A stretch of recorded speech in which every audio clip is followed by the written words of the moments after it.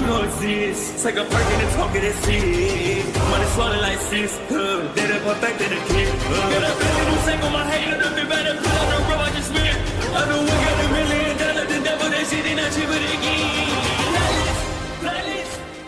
Hello and welcome back, fellow anime lovers, to MangaMuse. I am delighted to have you join us once again in the world of fanfiction and fantasy. This is the fourth part of What If Saitama Enters Attack on Titan with Eren and Levi. Smash the like, share and subscribe button for more. Also press the bell icon so that you never miss such great parts. Thanks for the introduction. Now let's dive into the world. We made it, sensei. Genos retorted towards Saitama. Yeah, it seems that way, Genos. The hero stated back to his disciple. This is it, let's go. Erwin turned his head and replied towards everyone with a calm tone. Mikasa placed her hand on Eren's shoulder. Let's go. Eren nodded. Sasha were holding Saitama's hand to feel safe while they was walking down the creepy hatch. Levi lighted the way with his lamp and Genos with his ignited palms. They saw the door at the end of the stairs. Eren, Levi stated to Eren, who immediately equipped the key from his neck. Yes, Eren tried to put the key in the lock but it didn't fit. Something was wrong. Eren frowned in frustration. What's wrong? Erwin asked with raised eyebrows. Eren, hurry it up. Mikasa and Levi said to Eren, who was still trying to unlock the door with the key. Eren answered with sweat all over his face and had a scared expression. This key doesn't go to this door. What? Hange asked. Mikasa followed, but that's the key Dr. Yeager always carried. Levi got tired of this and shifted his gaze at Saitama. Show those brats how it's done. The Cape hero replied to Captain with a neutral expression planted on his face. Oh, alright if you say so. Wait a sec, Sasha. Saitama patted her head gently and walked forward. He pushed the door with one hand and it got ripped off from the wall. Good job, hero. Erwin responded to Saitama with a small smirk. They walked in. It wasn't something weird in that room. Only medical potions and several documents about botany knowledge. It can't be just that. Erwin exclaimed, serious, and he was staring around the small room. It just looks like a study. Hange spoke. Eren talked back to her. My father was a doctor. He used to spend a lot of time down here making medicine. I see. Well, if these labels are accurate, this is all ordinary medicine, and all of the books are medical in nature. It's all very normal for a doctor's study, Hange said whilst Levi and Genos were reading books. I see. Erwin mumbled and let Hange finish her phrase. There's nothing in here that stands out. Or, at least, it's set up to give off that impression. What you have to say about this, Levi? Erwin shifted his head at the short captain. Well, if he was trying to hide anything from the interior police, we won't be able to find it with cursory. Levi turned around and ordered to Eren, Mikasa and Sasha. Hey, come on, you brats, don't just stand there. That counts for you too. Saitama and Genos start searching. Erwin holded his chin curiously. My intuition can't be that far off. There's something else, something deeper. Sensei, Captain, I found something here. Genos replied loud to everyone and they surrounded him. There was a lock on a drawer from Dr. Yeager's desk. Eren, Erwin mumbled. Eren knew what he had to do. He placed the key in the lock and it was fitting perfectly. It fits, he replied and extended the drawer. It's empty. Eren's face turned into a nervous one. Look closely, Erwin said, calm and serious. It has a false bottom, Levi stated while Eren removed the bottom of the drawer. They saw some books and weird materials wrapped with clothes. This cloth smells like mint oil and charcoal. It must be to protect the books from moisture and insects, Hange explained, and Levi said after her. It seems like we've found what we were looking for. Levi gave a green book they took from the drawer to Erwin. What did my dad want to show me? Eren asked with no answer. He and Mikasa placed their hands on the book and had determined faces. They opened it and all they saw was a family picture inside of the book. Erwin dropped a sweat of relief. I knew it, he whispered. When they returned back to Wall Sina, a random girl ran into the room to inform Pixis and the other commanders about the good news. Outside to welcome the heroes and the scouts, the countless crowd was cheering and waving at the victorious heroes and the few brave scouts that successfully retook Wall Maria. Onepunchman, you're the best. Genuos, marry me. The heroes had already created their own fan clubs. That was it. It was boring as hell, man. Saitama yawned while Sasha were holding his hand and kissed his cheek. My father's hypothesis was right, Erwin said whilst the civilians was still screaming and cheering for them. Flashback from inside the basement. Is this a portrait? Eren asked. Let me see. Hange took the photo in her hands and said serious. This looks far too detailed to have been drawn by human hands. There's writing on the back. Mikasa replied and pointed behind the photo. Hange, read it for everyone. This is not a drawing. This is an image created by Capture. Genos cut her off and shouted. It's a photograph from a camera. Everyone excluding Saitama turned their gazes on the Saibong with shocked expressions. You know about this? Erwin asked Genos with particular interest. Yes, humans in our world own those small metal boxes called cameras. With those they're able to take pictures like this and far better, I can tell. Amazing. So our worlds have something similar after all, huh? Levi questioned the heroes with raised eyebrows. As it seems, yeah. Saitama responded while he had placed his hand on Sasha's shoulder. There's more. Hand shouted at them and read it. I come from a land outside the walls where humans live in luxury. Humanity has not perished. I only hope that one of my fellow countrymen will be the first to lay hands on this book. After a huge tale of Grisha's childhood in Marley City, Hands reached the last phrase of the message. That was the day when, as a mere child, I came face to face with the truth of this world. She finished. Erwin sat down to the chair and released a big laugh. Oh hey, why are you laughing for? Erwin, Saitama and Levi gave question mark expressions toward Erwin. My father was right all along. Humans outside of the walls exist, and I'm pretty sure these are the ones that want our demise. The commander ended. Sasha got scared from his answer and holded Saitama's chest tightly. End of the flashback. Somewhere in Walsina, someone was stalking the people atop of the rooftops. Did you really think you could escape from me? Saitama. Sonic planted the creepy smile of his face and vanished to search for Saitama in the city. Eren screamed and woke up with tears in his eyes. Where is this? Who am I? Him and Mikasa was in 2 cells and Armin was right outside to guard them. Eren, relax. You're in the stockades. You and Mikasa are serving time for insubordination. Eren and Mikasa were in different cells but next to each other. Both of them had messy hair. That was the only thing that they didn't concerned about. Mikasa approached the cell bars and said, "Were you having a nightmare, Eren?" "Yeah, I was." Where are the heroes, Armin? The blonde titan shifter answered almost instantly. Saitama and Genos are with Hange. They trying to make Annie confess. Tatsumaki is taking care of with medical attention. Blast is with her too, while the other guy that kicked my face is a manly voice cut off Armin and appeared from the shadows. Not so many details. Daru appeared with his hands in his pockets. He were having a bored expression. Now speak. I want to know what is going on too. He replied whilst he scratching his leg with his arm. Eren, you said. Who am I? Mikasa agreed with Armin. You said it. Are you crying, Eren? Her hair was all the way up. I feel like I just woke up from the longest dream ever. No, not a dream. Memories. Mikasa, Garu and Armin were hearing Eren with moderately widened irises. Just now, I was connected to my dad's memories. That Titan. It was you. Dina. Meanwhile with Saitama and Genos. While Eren was remembering more about the owl named Kruger and his father Grisha. Saitama and Genos were with Hange outside of the walls. The military police brought them Annie full chained. Even her mouth was covered. Oh, there's our guest. Yes, yes, put her down here. Hange smiled and blushed in guilt a little bit. One of the military police members said to her with a furious expression, "Hey, I hope you know what you're doing. She's extremely dangerous." "No, it'll be fine. Am I right, Saitama?" "Hey." She smirked and changed her stare on Saitama, who was picking his nose with a boredom expression.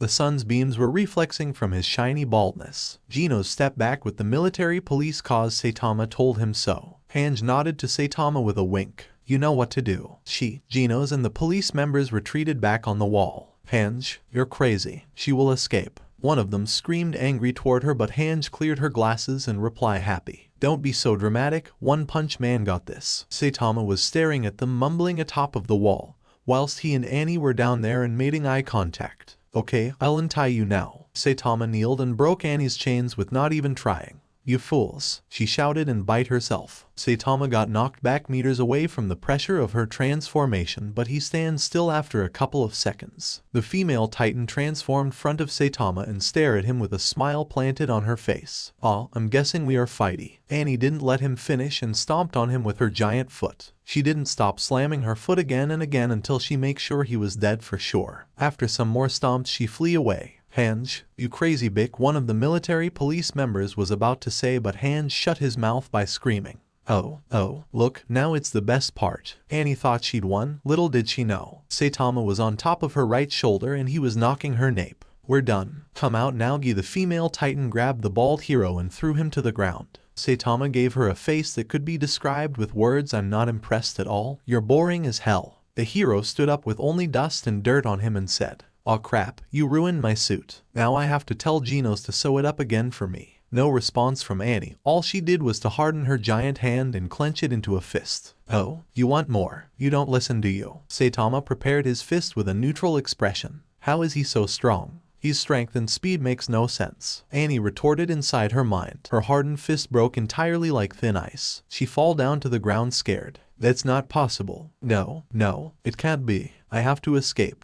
I have to run. She spaced out for a few seconds. I'm hungry. Let's get this over with so I can go eat some decent food with Sasha, okay? No answer from Annie. She ignored him and ran away from him. No, I won't lose my launch because you are stubborn. Saitama retorted and jumped on top of her nape. Come out, or I'll take out. The hero replied whilst people had gathered and staring their fight from atop of the wall. Hange, you shitty eyes. You didn't took my permission about this. Levi walked and came face to face with Hange. He had a serious expression on. Oh, come on Levi. It's Saitama we're talking about. He will bring back Annie, you'll see. She defended her point and forced Levi to watch the spar between the hero and the female titan. Saitama knocked again her nape gently. Oi, come out now, pretty. Oh, please. The female titan tried to grab Saitama with her other hand, but he delivered a normal punch to it, got completely shattered. Oh, sorry for this, nothing personal. Saitama opened her nape wide open and took her out of there. Annie had an utter shock around her face. How? That's all she could say to him. I really doesn't understand what you're talking about. I just did what any other person would do if he was in my place. I simply took you out of your nape thingy, from where you was controlling the titan. Saitama placed her on his shoulder and jumped back atop of the wall with the others. Annie didn't believe a single word of the hero. She was just hitting his back in a weak attempt to escape. Let me go, demon, she screamed. Saitama placed her down and patted her shoulder. Calm down, now, he replied with a calm tone. Levi kicked her face and made her lose her senses. Take this arrogant brat back to her cell.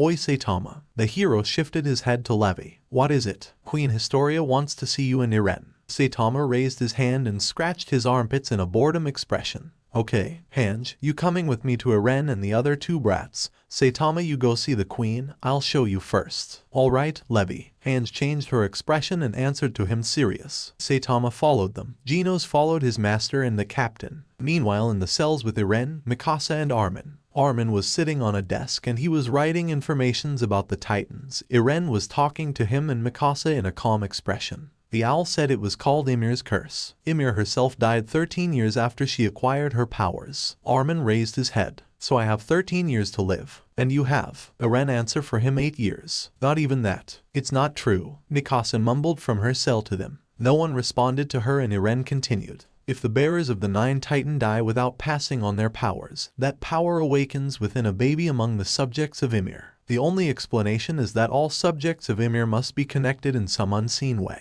Some with Titan powers spoke about seeing some kind of paths, the blood and bones that form the Titan, and sometimes the memories and will can be transferred along those paths, and all of those paths converge at a single coordinate. That coordinate is the founding Titan. Eren stated to his childhood friends and let them speak. I saw a guy back in Wall Maria. Eren, he claims to be from the world that the heroes came. Plus he was having the same voice as you, and very similar face. His name is Sonic. Can he be a subject of Ymir as well? Mikasa questioned Eren and made him shift his head to the cell bars in order to be heard clearly. I highly doubt that Saitama, the other heroes and that Sonic are subjects of Ymir. Since they are from a different world, they have nothing to do with Ymir or the coordinate. I see, she exclaimed calmly whilst Armin wrote everything. Levi and Hange walked in and ordered Armin to unlock Eren and Mikasa's cells. Let's go now. Levi stated to them, where are we going, Captain? Eren asked him worried. The queen herself has requested an audience with you and Saitama. Introst, Blast and Garu are there with her too. Garu is here with us. Wait, where did he go? Armin asked himself shocked. He probably left and we didn't notice it. Mikasa said to her blonde friend. Historia with Ymir's letter. Historia had the politely short curved hairstyle again. She were reading a goodbye letter Ymir wrote for her. My beloved Historia, as I'm writing this, Reiner is standing over me. He's trying to peep on my love letter to you. He's such a creep. He'll never get a girl to like him. But he did promise to deliver you this letter. He says it's to return the favor for that time I saved him. Sorry for what I did back then. I never thought I would pick them over you. I hope that superhuman Saitama will always protecting and watching you, my beloved Historia. I'm going to die very soon, but I don't have any regrets, or so I'd like to say. But to be honest, there is one thing that still bothers me. I never did get to marry you. Sincerely, Ymir. End of the letter. Historia touched the letter with her hand and saw memories of Ymir's life, the paths, and her sad ending. What just happened? Historia asked herself. Is something wrong? Blast extended his hand to the queen. Oh no. Is this everything? She questioned Blast, who answered back to her, yeah. But I believe she didn't write anything that could be useful to us. Jean joined the conversation and asked, was there any kind of message that only you would understand, like a code?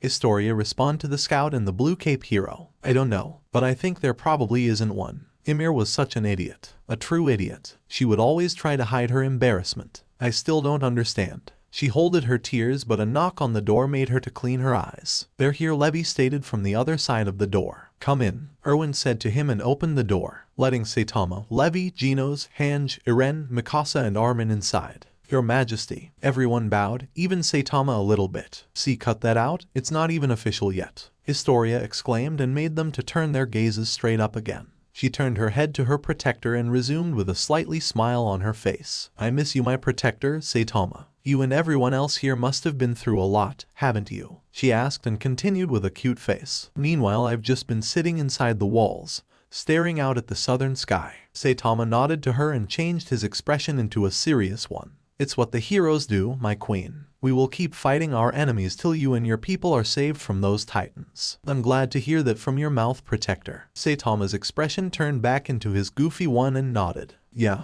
should we get started? Hange took several papers in her hands. Sasha was resting on her bed and she was staring at the sky, thinking about Saitama. Oh, we'll do it someday, Saitama. My womb wants your seed so bad. In the court, everyone sat down on their seats, excluding Saitama, Genos, Garu and Blast, who were standing behind Historia as her guards. Darius spoke first. Grisha Yeager's memoir, a complete story of the Titans, and a summary of life outside the walls. The 3 books of Grisha's basement and the photo was at the middle of the table. Darius continued so everyone could hear the story. The only ones who know about the existence of these 3 books are the people in this room. The efforts of the 3 heroes, the 9 members of the Survey Corps and the sacrifice of Moblet are what won us these books. This meeting in the presence of the Queen will attempt to bring all in attendance up to speed in order to better plan how to move forward. He shifted his gaze to the Survey Corps regiment members who were at the middle of the court. Survey Corps Commander, Erwinsmith. Yes, he stood up and resumed. Thanks to the heroes and the few brave scouts, we was able to retake Wall Maria and obtain the power of the colossal titan. However, we humans inside the walls are still in a dangerous position. How great it would be if our only enemies were the monsters called titans. But instead, our true enemies are civilized humans, or to be more accurate, the whole world. Erwin continued after a few seconds of silence. We are members of a race capable of transforming into titans, called the subjects of Ymir, and it's said that we could one day rule the world, as we have before. That is why the rest of the world apparently seeks to eradicate the subjects of Ymir. Whilst Eren had memories of Kruger, Erwin shifted his head back and stared at him. Dr. Yeager completed his mission and then passed the Founding Titan on to his son Eren. The Founding Titan's full power can only be used if its bearer is a descendant of the royal family. However, any royal descendant who inherits the Founding Titan will be possessed by the king's will. They become unable to act against the king's wishes. That is likely because of the vow to renounce war. But even so, in the past, Eren has been able to command pure titans in order to escape a dangerous situation. Though Eren is not of royal blood, he may have the potential to use the Founding Titan's powers nonetheless. Saitama was struggling not to sleep and lose his balance. This whole Titan backstory was boring him to death. Genos assist him by holding his chest tightly. Don't worry, Sensei, Commander Erwin is almost finished. His disciple whispered towards Saitama. Suddenly, Eren stood up and grabbed everyone's attention. That's it, he shouted. Who? When? Saitama shouted thanks to Eren's scream. Oh, sorry. The hero closed his eyes again and everyone's eyes went on Eren again. What's gotten into you? Erwin asked Eren, who was shocked. Darius replied to Eren whilst he was having his hands crossed together. Continue, Titan of ours. Eren took a glance at Mikasa and then back to Darius and Historia. It's nothing. I apologize for interrupting. I see. Erwin mumbled and shifted back to the Queen and Darius. He seems to be going through a phase where he thinks it's cool to suddenly shout or talk to himself out of the blue. Is that so? How unfortunate. He is at that age. Eren spaced out and talked inside his mind. I didn't tell anyone, even these 2, that the Titan killed Hans and my mom was my father's previous wife. After all, if I were to tell them, If I were to touch a titan that carries the blood of the royal family, there's a possibility that I'd be able to use the founding titan's powers. But it's just that, a possibility. And if I told everybody about it, what would they do to Historia? I hope Saitama and the other heroes won't let something bad happens to her. Eren finished and had another flashback with Kruger telling Grisha to complete his mission in order to save Armin and Mikasa. Grisha didn't know those people and asked Kruger who they were. He didn't know either and asked himself, whose memories are they from? Queen Historia spoke to end this conversation once and for all. Let's release the information. The memories that King Rias took from his subjects 100 years ago are now simply being returned to the people. She shifted her head behind her and stared her protector in the eyes. All of us here in the walls share the same destiny, and in order to move forward, we must be united towards a common cause. The words were spreaded and all the people inside the walls found out. Newspapers were everywhere about the king of the walls. Erwin and Hans were sitting around a table with 2 other people. Levi was watching the people reading the newspaper outside of the window, and he walked closer to the table. The titans that have been terrorizing and eating us are not only human. They are from a race called the subjects of Ymir that we share common ancestry with. Our own king built the walls 100 years ago, after which he used titan power to alter our memories to cause us to believe that all humans outside the walls had perished. But the rest of humanity is very much alive, and all consider us subjects of Ymir. The younger one stated as Levi took a sit next to Hange. With Saitama and Genos, Garu and Blast paid Tatsumaki a visit whilst Saitama and Genos were with Eren, Mikasa and Armin. After they eat, a scout named Flock approached them. "It's my honor, One-Punch-Man." He saluted front of Saitama and Genos. "Yo, calm down man. You don't have to bow at me," Saitama told Flock, and he stood up straight again. "However, heroes, let me tell you all a horrible truth." Flock grabbed everyone's gazes. "Forget the medals. Forget honoring the dead. What matters is that you tell the truth to the next set of Survey Corps recruits. You must encourage them with your unbelievable powers. Don't you dare let any more cowards like me sign up." Armin shifted his head and asked Flock, "Why are you calling yourself a coward?" Flock hissed frustrated and shouted, "Because I am." He calmed down and spoke calmly but serious. "I could come with you in this mission to retake Wall Maria, but I was a coward and hid myself. But you few scouts and 3 of the heroes risk your lives out there for us." "Flock," Armin mumbled whilst Flock got angry to himself and clenched his fists. "I know full well that I'm nothing but an unskilled, deplorable weakling. But even someone like me is entitled to his opinion." "Flock is right," Armin said with disappointed expression. "We are all weaklings. A walking god is standing front of us, and what we do about it, we doesn't even care nor showing him the respect he truly deserves." Everyone stared at Saitama. The caped hero denied the title walking god and gave a small smile at Armin. "You're wrong. I'm just a guy who's a hero for fun. But I ain't god, I'm a normal person like you all. I'm not defeating those titans or the bad guys for admiration. I'm doing it because I want to." Saw Saitama. Armin slipped but Saitama grabbed him. "Whoa, careful." Armin shifted his gaze away. Thanks." Saitama put him down immediately and took a few steps back to Sasha. "Ew," he blushed. "I don't care if he's interested in males, but I don't. At least I have Genos and Sasha to live up my current boring life here, damn it. I see the bargain days at the supermarket. I miss my cactus. I even miss King's games." Saitama thought inside his mind while he hugged and kissed with Sasha. She was getting very excited, and by every chance they had, she were trying to do something funny with Saitama's private area. Levi walked close to them and replied with his serious tone, "Hey, brats and heroes, it's time, get in line." After some minutes, everyone was kneeled and bowed towards their queen Historia. Saitama, Genos, Hange, Levi, Eren, Mikasa and Armin were the closest line front of Historia. Even Historia had placed her hand on her heart and showed respect to everyone. Saitama was watching Genos. The caped hero were miserably trying to copy his disciple's stance so he would not look like an idiot. The queen was wearing her red cape and the golden crown. She took several necklaces for Levi's squad, for her protector and Genos. She were placing a necklace around their necks. Even Saitama tried to act normal and accepted her gift. Genos did it first so Saitama could see what he had to do. Historia tied tightly the necklace on Saitama and he kissed her hand to show honor. Next of Saitama was Eren. When he touched Historia's hand, he remembered his father shouting to Frietta. Levi and Saitama stared at Eren first before everyone else noticed the difference on his face. He had gritted his teeth tightly and spaced out. He had blank eyes like Saitama. A lot of months later, the giant titan killing hammer at Trost district finally fell silent, around the time that snow began to stick to the ground. By the time that snow had melted away, the Survey Corps announced thanks to Saitama, Tatsumaki who had been fully healed and Genos that every last titan within Wall Maria had been killed. When the Trost elevator was put into operation and street-side shops began to open for business, flowers had begun to bloom and butterflies danced between them, and refugees were sent back to their hometowns 1 year after the attack on Trost District. Finally, 6 years after the Colossal Titan's first appearance, the Survey Corps once again alongside with Onepunchman, Genos and Terrible Tornado began expeditions outside of Wall Maria. Multiple scouts were on a mission. Levi's squad with the 3 heroes were present too. Saitama was running next to their horses. The scouts were finally seeing Saitama's immense speed and didn't got shocked. They all got used to having a walking god on their side, and they accepted that. Levi spoke whilst he was riding his horse. It looks like you were right, Henge. Almost all the titans had entered Wall Maria.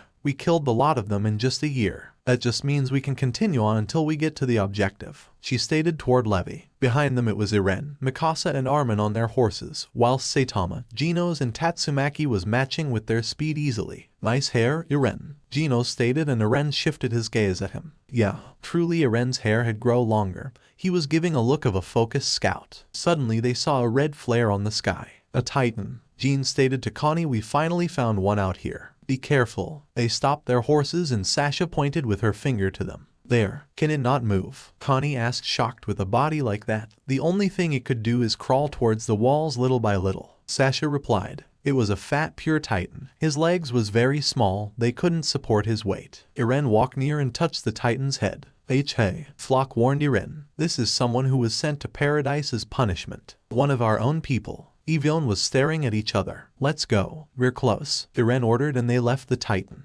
Hey, you're just gonna leave it here. Don't we need to kill it? Saitama shifted his head back before he sprinted back to Eren and the others. Nope, let it be. The hero ran after the scouts. They crossed a hot desert. Saitama yawned and stared to a giant structure. It was looking like a wall, but it was different. There's no mistaking it. This is where they turned Eldians into titans, and just beyond it is, Eren stated whilst they reached the opened ocean from a small path between some huge rocks. The sea. Erwin mumbled, shocked. Everyone excluding the 3 heroes had shocked expressions and wide open mouths. It's the first time you see the ocean, Saitama asked with a goofy smile. Yeah, Mikasa responded to him. Oh, okay. They did a break to enjoy the beach. Saitama, Levi and Genos were relaxing on the sun whilst everybody else was toying with the water. Is this really all salt water? Whoa, I see something weird, Henge stated and focused her glance into the water. Hey, Henge, whatever you're about to touch is probably poisonous, so don't, Levi warned Henge. Armin and Mikasa smiled to each other before placing their glances on Eren.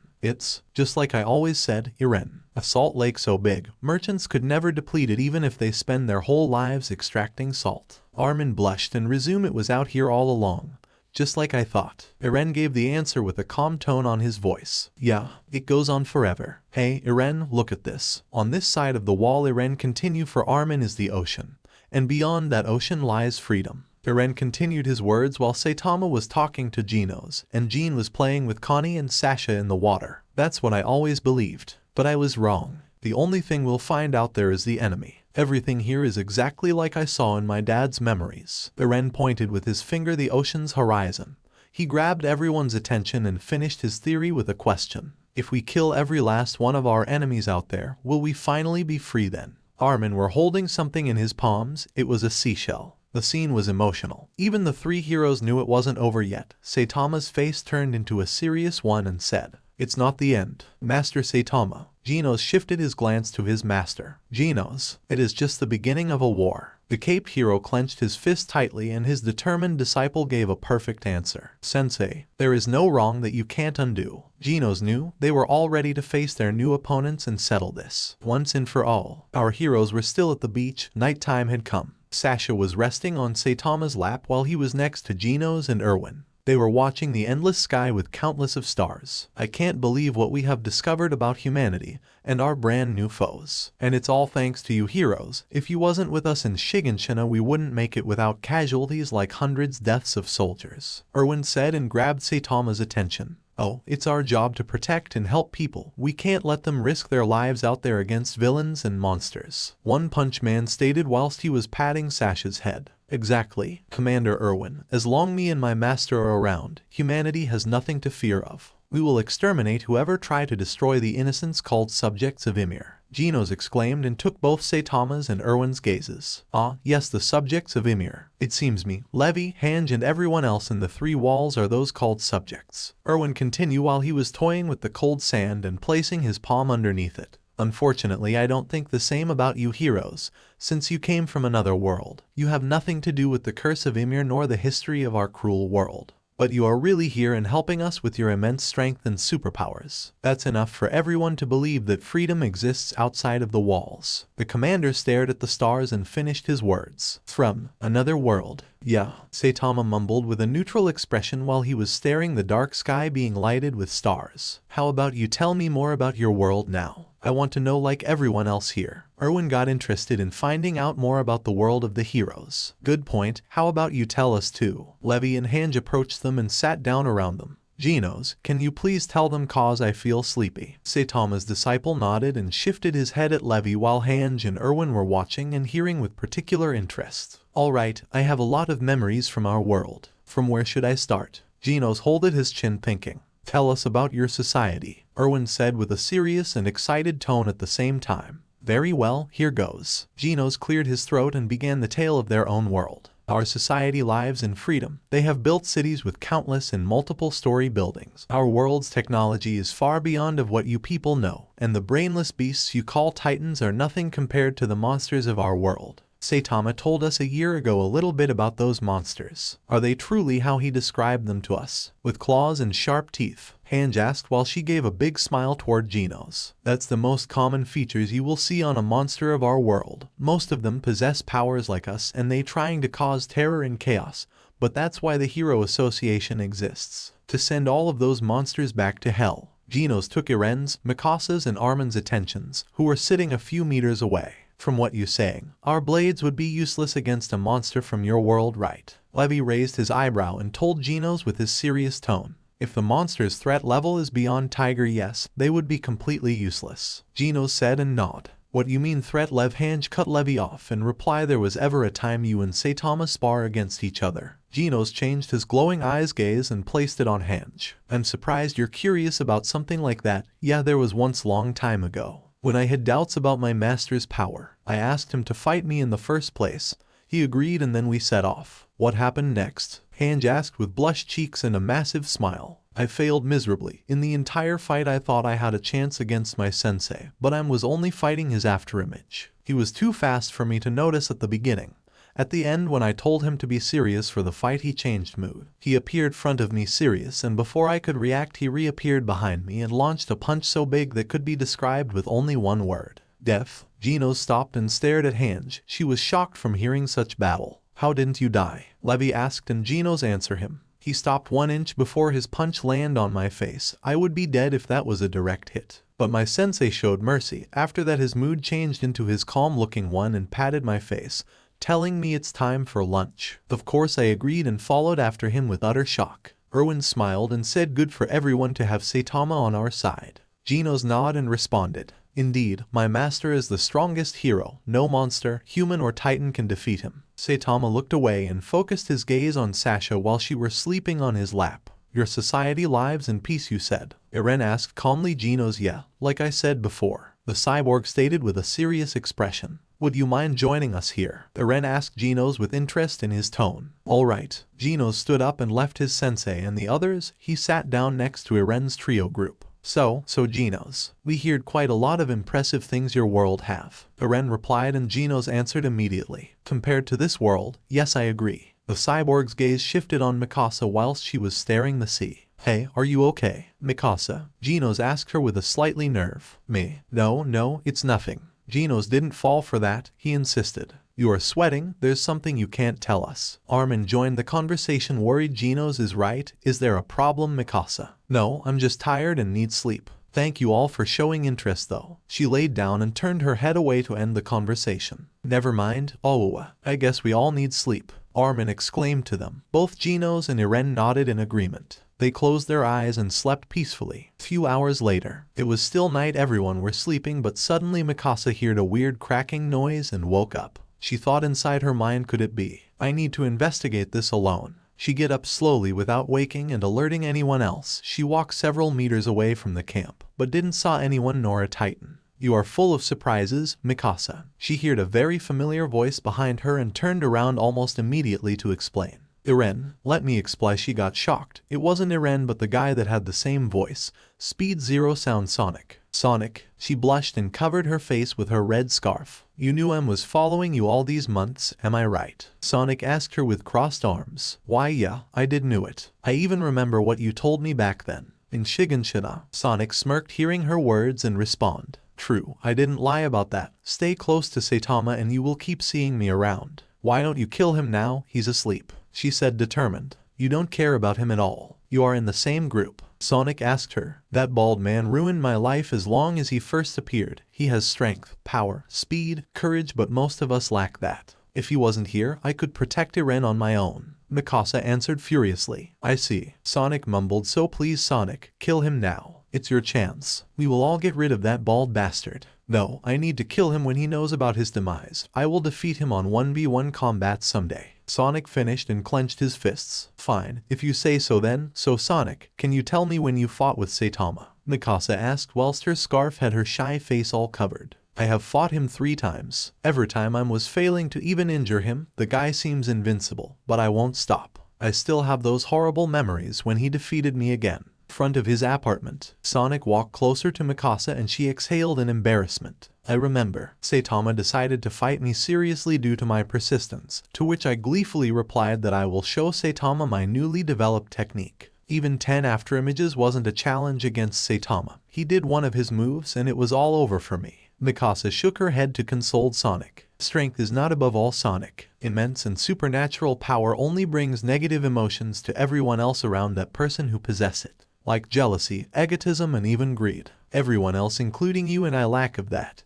But we have an unbreakable bond called friendship, hearts and love. Sonic's raised an eyebrow toward her and they made eye contact. You talk wise for your age. I won't stop till I get my revenge on Saitama, but I'll keep what you told me in my mind. Thanks Mikasa. You're welcome. Mikasa's face went bright red. Sonic. Why you live like an outsider? Accept my request and come with us please. Sonic stared at her in his serious mood with still his arms crossed together. A moment of silence between 2 cold hearts. Only the wind were making their red and purple scarves to move on their own. All or someone cut off Sonic by placing his hand on Mikasa's shoulder. Mikasa, what are you doing here all alone? It was Armin and he seemed worried about her. I'm not alone. I'm with Sun. Mikasa shifted her gaze to where Sonic was but he had vanished from their eyesights. Armin, it was him. The guy. Armin's eyes widen in shock and reply. The guy from Shiganshina. Mikasa nodded while she were staring the horizon with sadness planted on her face. Commander Erwin must know about this. Armin stated and they proxied to go back to the beach camp. Mikasa laid down next to Eren and Armin, under the warmth of her sheets and blanket. Her cold face were staring at the starlit night sky whilst she mumbled in a cute tone. Sonic. Next morning, everyone woke up except Saitama. Sasha was kissing his cheeks gentle. Hey, egghead, avocado, wake up. Tatsumaki shouted to Saitama with mad voice. Saitama woke up and right after he opened his eyes Sasha completely ignored Tatsumaki and gave the hero a kiss to his mouth. Good morning too, Sasha. Saitama slightly smiled toward his girlfriend. Hey, stop ignoring me. Tatsumaki shouted to the couple and grabbed Onepunchman's attention. Calm down sassy child please, I just woke up. Tatsumaki shouted on Saitama's bald head even more furiously. I'm not a sassy child. Calm down terrible tornado, we don't want heroes to fight each other. Erwin stated and calmed Tatsumaki down. HMPH. Whatever. She looked away with disbelief. The scouts with our heroes had returned back to Walsina to inform Queen Historia about the giant saltwater lake called Ocean. Erwin, Levi and Hange brought Saitama and his cyborg disciple front of the Queen's throne. Blast and Garu were guarding behind her. Blast on the right and Garu on Historia's left side. You have returned, Commander Erwin. Historia stated with a determined expression on her face. She was proud wearing the crown. Erwin nodded and bowed. Historia shook her head to see a shiny bald head behind Hange. She stood up from her throne, walked closer to them and spoke instantly. I missed you, my protector. She placed her right hand on Saitama's cheek. Yeah, I guess I did too, Queen Historia. Historia released a giggle by hearing Saitama spelling her name wrong. Levi smacked his forehead so hard that left a red mark from his palm. TCH, idiot. Saitama scratched his nose and said, And sorry I can't remember everything you know. Historia hugged him and patted his back. It's alright, I completely understand, Protector. She backed up from him and returned to her throne. Excuse me, my majesty. Historia shifted her gaze to Hange. Is something a matter? Yes, I would like to have a small spar between the heroes if you let me, of course. Hange exclaimed and bowed fast towards the queen's throne. You mean Blast and Garu to come along just this once so you can use them for some kind of test? Historia asked with interest planted on her face. Hange nodded with blushed cheeks whilst she was taking glances on Garu and Blast. I trust you 100%. Proceed and do whatever you want, as long that doesn't include casualties. Historia answered to her. YOOHOO. Thank you so much, my majesty. YAPPIE. Hange freaked out for a couple of seconds while Levi were shaking his head in disappointment. Blast, Garu, you can go with Commander Hange for now. Historia extended her arm and gave the order. Blast and Garu shook their heads in agreement and reached Saitama and Genos. Hey, long time no see. Garu gave a cocky smirk to Saitama and Genos. Yeah, you're right, Killer Wolf. Erwin responded to the white spiky hair hero. Agreed with you, Commander Erwin. Erwin bowed to Blast and said with a serious voice, the hero that killed a titan bigger than the Colossal a year ago is standing in front of me. Where are my manners? Blast, hearing those words and seeing Erwin showing respect towards him, smiled. It wasn't even a challenge, but it was dangerous for your people, so I obliterated the giant titan in no time. Blast placed his hands on his belt and took a heroic pose whilst his blue cape was floating. Erwin shifted his attention to Hange. Take them outside of the wall. You will try your experiments with them there. Of course, Erwin. Hange pointed at the exit for the four heroes and continued. Come with me, my pretties. Hey. Blast, Garu, Saitama and Genos followed Hange outside. They were crossing Stohas district and many citizens were running towards them, cheering for them and asking questions. I love you, Blast. A woman shouted. Another citizen screamed with excitement. Onepunchman, I'm your biggest fan. Genos, notice me. Other females were shouting positively for the young cyborg. Killer Wolf, go rip the human traitors apart. Garu smirked and placed his hands in his pockets. Oh, I have fans too. Saitama smiled moderately while his disciple patted his master's shoulder. You see, Sensei, you're famous. Finally, your deeds has been discovered at long last. I'm so proud for you, Master. Genos smiled back to Saitama. Thanks, Genos. It's nice to feel I have such friendly fans. Saitama was waving at the people with both of his hands. Some minutes later, outside of Wall Sina. Why are we here again? Cause I think I forgot. Oh well, never mind. Saitama shrugged and turned his gaze to his disciple. Sensei, our comrade Hange wants us to fight each other so we can see who is the strongest hero. Of course, I know you already won the title of the strongest hero, but they want to see it in demonstration. Genos explained while Saitama picked his nose. The strongest hero, huh? I would love to see who that might be. Blast stated and walked near Genos and Saitama. Blast, perhaps you might be a challenge for my master, Genos said with a determined expression. Finally, we will have that spar between you and me, Saitama. Let's give our best to keep the audience alive. Blast smiled and shook hands with Saitama. What you mean audience? Saitama asked with his neutral expression. Look up. Blast replied and pointed atop of the wall. There was everyone, including scouts and even some brave citizens. They were watching and cheering for their favorite hero. All right, heroes, we're almost ready to begin. Hange shouted happy. Excuse me, but shouldn't we wait for Tatsumaki too? She's the only hero missing from this friendly spar. Garu asked Hange and she answered back to him. We informed her about that. Unfortunately, she wasn't interested and stayed in her room to rest.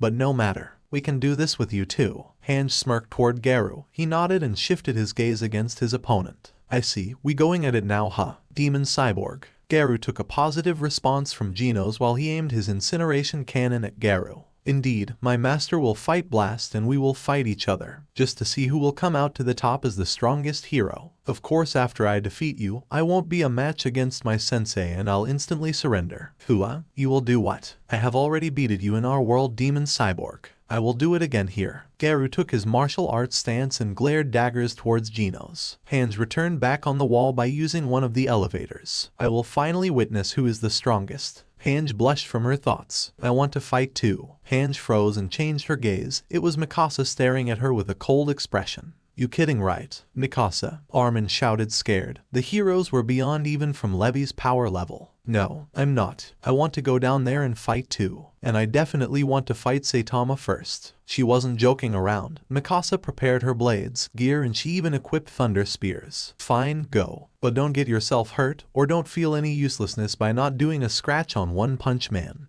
Hiya. Hange warned Mikasa and let her go. She landed 30 meters away from Saitama and Blast. She should wait for their fight to end first. Accelerate. Genos appeared behind Garou and launched his metal punches at him. Crap. Garou placed his hands in defensive position to block fatal damage. Machine gun blows. Genos shout and launched his boosted punches against Garou. Not this time, Demon Cyborg. Garou responded with rapidly blows with his water stream rock smashing fists. Genos and Garou's fists collided midair, propelling both Genos and Garou back. Genos followed up and continued his attack with his machine gun blows, giving Garou a tough go of it. You blasting those punches without hesitation.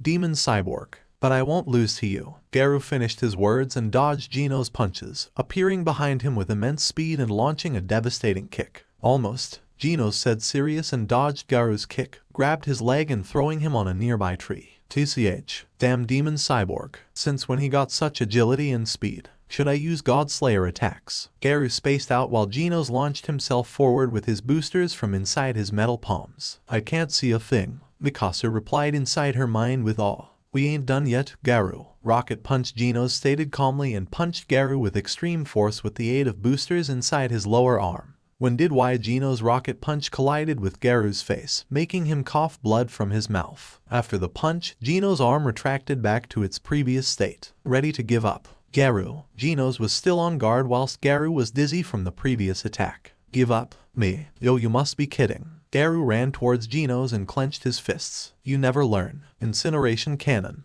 Genos launched a concentrated beam of fire to rapidly heat up everything, including his surroundings and Garou. It's over, Genos mumbled while several trees around him were burning down to ashes. The ground from where he fired his cannon was completely scorched. You dropped your guard, Demon Cyborg. Garou screamed with excitement and relief before attacking Genos with his final attack. Godslayer instant attack. Genos stared at Garou's fists, who were ready to collide on his chest and turn him into scraps. Garou stopped his fists just in time to prevent any fatal injury. I guess you lost. Killer Wolf took heavy breaths. Genos nodded in agreement. I didn't see that coming. You are stronger than me, Garou, but you will never defeat my sensei. Genos said and left the battlefield. He returned atop of the wall and spectate his master like everyone else. That was amazing. Genos. Armin cheered for him. Thanks, I did my best, but as it seems I'm not the strongest hero. Levi was staring with awe and interest the battle between Saitama and Blast that was about to begin. Let's go, Saitama. Let's see who's the greatest hero alive. Blast stated with a smile planted on his face. Oh, yeah, I guess S. Before he could finish, Saitama blocked Blast's punches with both of his hands. You read my movements. Impressive. Blast replied happy towards Saitama and pushed One Punch Man's hands back with his fists. But suddenly Saitama resisted and stopped his entire movements. You are strong enough to hold me back. You got my interest all right, Saitama. Blast's hands that were inside Saitama's palms ignited bright blue fire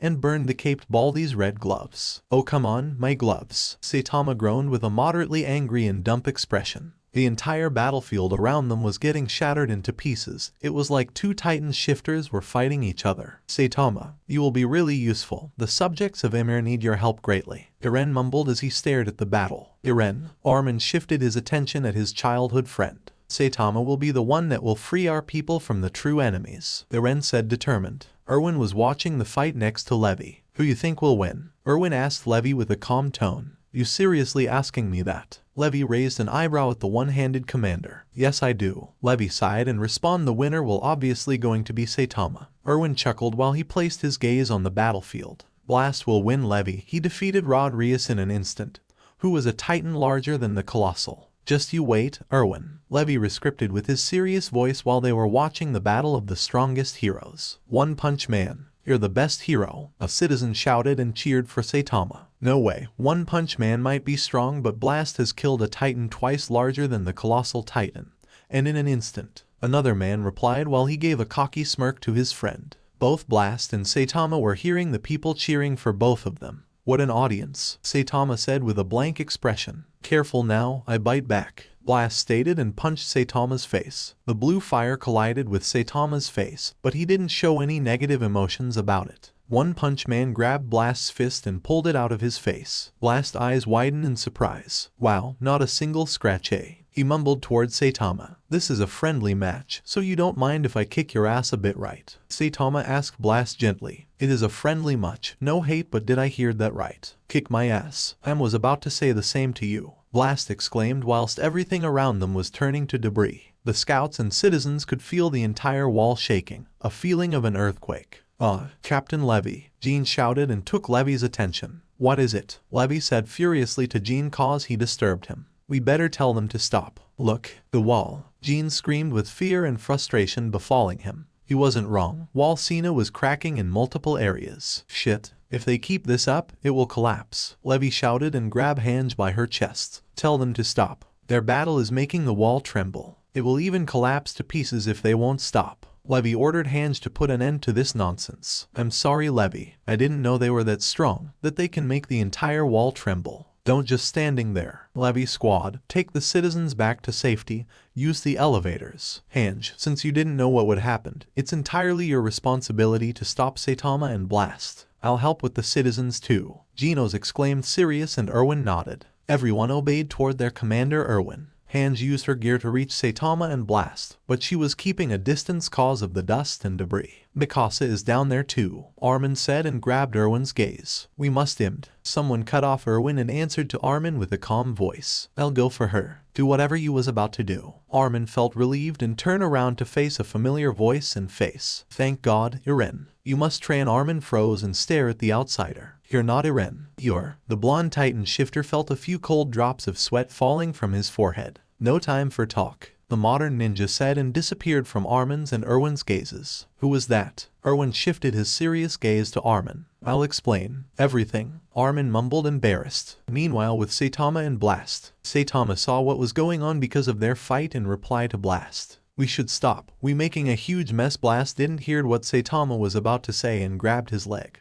He spinned Saitama around and threw him on a tree, forcing him to smash it cause of his high momentum. What you said? I didn't hear much of it. Blast was smiling while Saitama's face was still neutral. You know, I'll punch you once because you interrupted me. Nothing personal though, Saitama uttered behind Blast. Wait, when did you? Saitama punched Blast's chest and sended him through several tree logs. Oh, did I punch too hard? Saitama asked himself. Blast came out of the debris with dust on his hero suit. He gave Saitama a sternly expression. You are indeed powerful, Saitama. Blast's eyes turned red and unleashed a giant laser beam against Saitama. Hey, that will cause huge damage on the wall, dude. Stop, Saitama stated with a slightly worried expression. Blast was too far away and didn't listen. Saitama thought in his mind. I must go closer so he can hear me. Saitama ran towards Blast's location while he was dodging his death laser. Mikasa was hiding under a broken tree that Saitama broke when he collided with it before. Damn it, if it wasn't that Blast, I could have that one-on-one with Baldy. Stupid heroes. Need help? I see. Sonic appeared in an instant front of Mikasa. She returned back to reality with a blushed expression. Sonic, how you're here? You followed us. Sonic smiled and crossed his arms together. Did you really think your horses were faster than me? I was following your group from the first day we met in the abandoned city. Mikasa didn't respond. She clearly knew he was stalking them from the beginning, and she was loving it. Let's get out of here, Sonic retorted. No response from Mikasa. Sonic turned around and said, climb my back, I'll take you somewhere safe. Suddenly Mikasa placed her hand on his shoulder.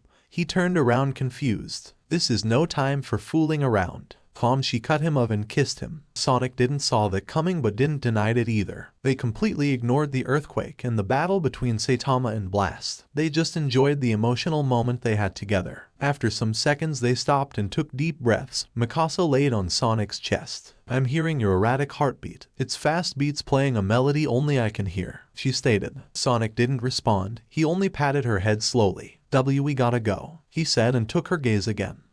She hummed and climbed his back. They vanished in a mere of seconds. Blast lost Saitama from his sight while he was shooting his laser. Where did he go? I'm right here. Saitama karate chopped Blast's back and buried him in the ground. Oh no, I didn't want to hit you that hard. You was just shooting your laser and I wanted you to stop so. Sorry. Blast broke free and stood still on the surface again. He had a drop of blood on his cheek. You must be stronger than me. Saitama, surprisingly stronger. I sincerely mean that. Saitama moderately smiled and clenched his hand in excitement. he can keep up, Saitama thought in his mind. I don't care about admiration, I know you are strong too, Blast. Blast smiled and placed his hand on Saitama's shoulder. Exactly. That's what heroes do. I'm gonna tell you something about me you didn't know. I'm doing this hero job as a hobby. Blast replied while Saitama raised a brow and said, Oh, me too. I'm doing it because I want to, as a hobby too. Saitama scratched his nose and yawned. So, we still going to it. Blast prepared his fists,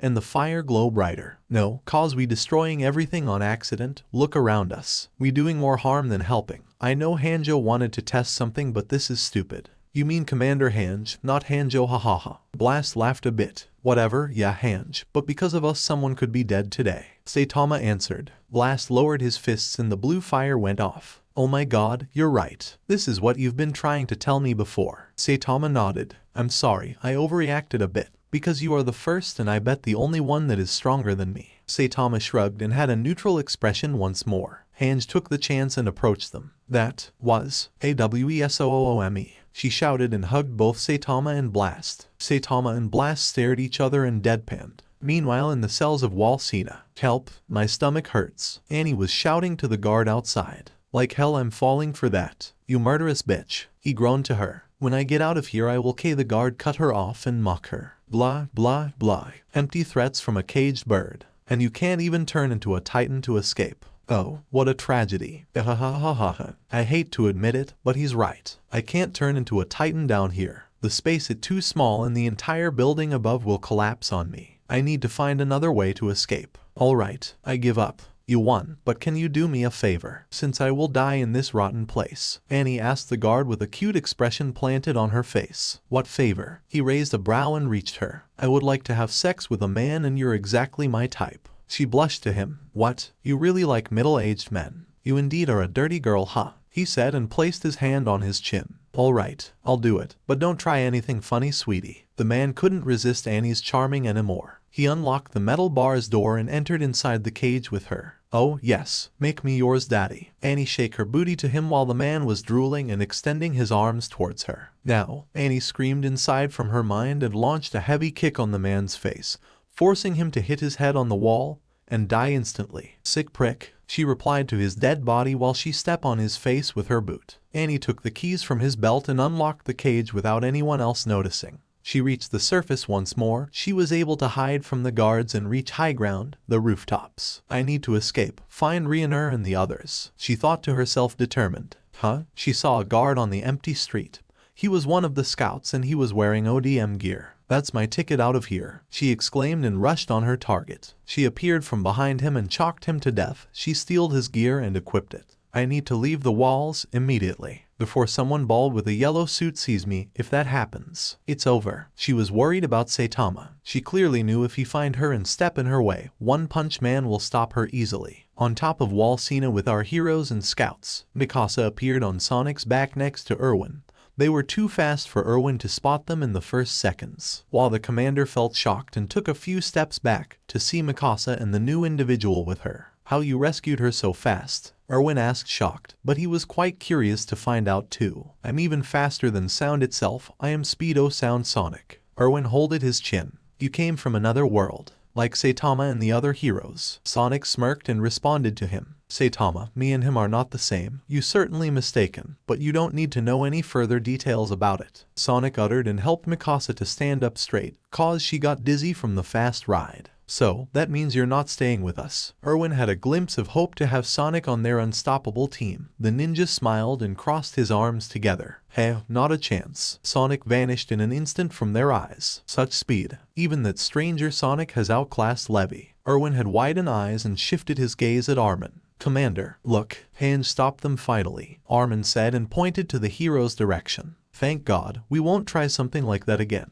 Erwin's expression was sternly. Hanj reached the top of the wall with Saitama and Blast. Saitama did a huge leap to reach them with no effort of course, and Blast simply fly to it. Oh, sorry for the mess. We didn't mean to. Saitama scratched his head and tried to explain. I hope you got your answer for the strongest hero, Hanj. Erwin's attention went on Hanj. Yep, I did. She holded her laugher but released a small giggle. Well, who's the strongest hero of them? Who is the strongest weapon and ally that subjects of Ymir have against our enemies? Erwin plowed on Hange and asked her with interest. Blast stepped forward. He spoke for Hange while his big smile brought relief to everyone. The strongest hero is Saitama, no doubt about it. His cape float peacefully with the wind. Oh, all right, if you say so, Saitama replied while his bald head reflected the moon's light. One day after the incident with Saitama and Blast, Levi and his squad were gathered around a table. They were discussing about the strongest hero situation. Saitama, Genos and Tatsumaki were there cause Blast and Geru had returned at the queen's side. Levi drank a bit of his black tea and spoke first. That's why the queen calls you her important protector, huh? Saitama picked his nose in reply. Sasha were hugging her bald boyfriend.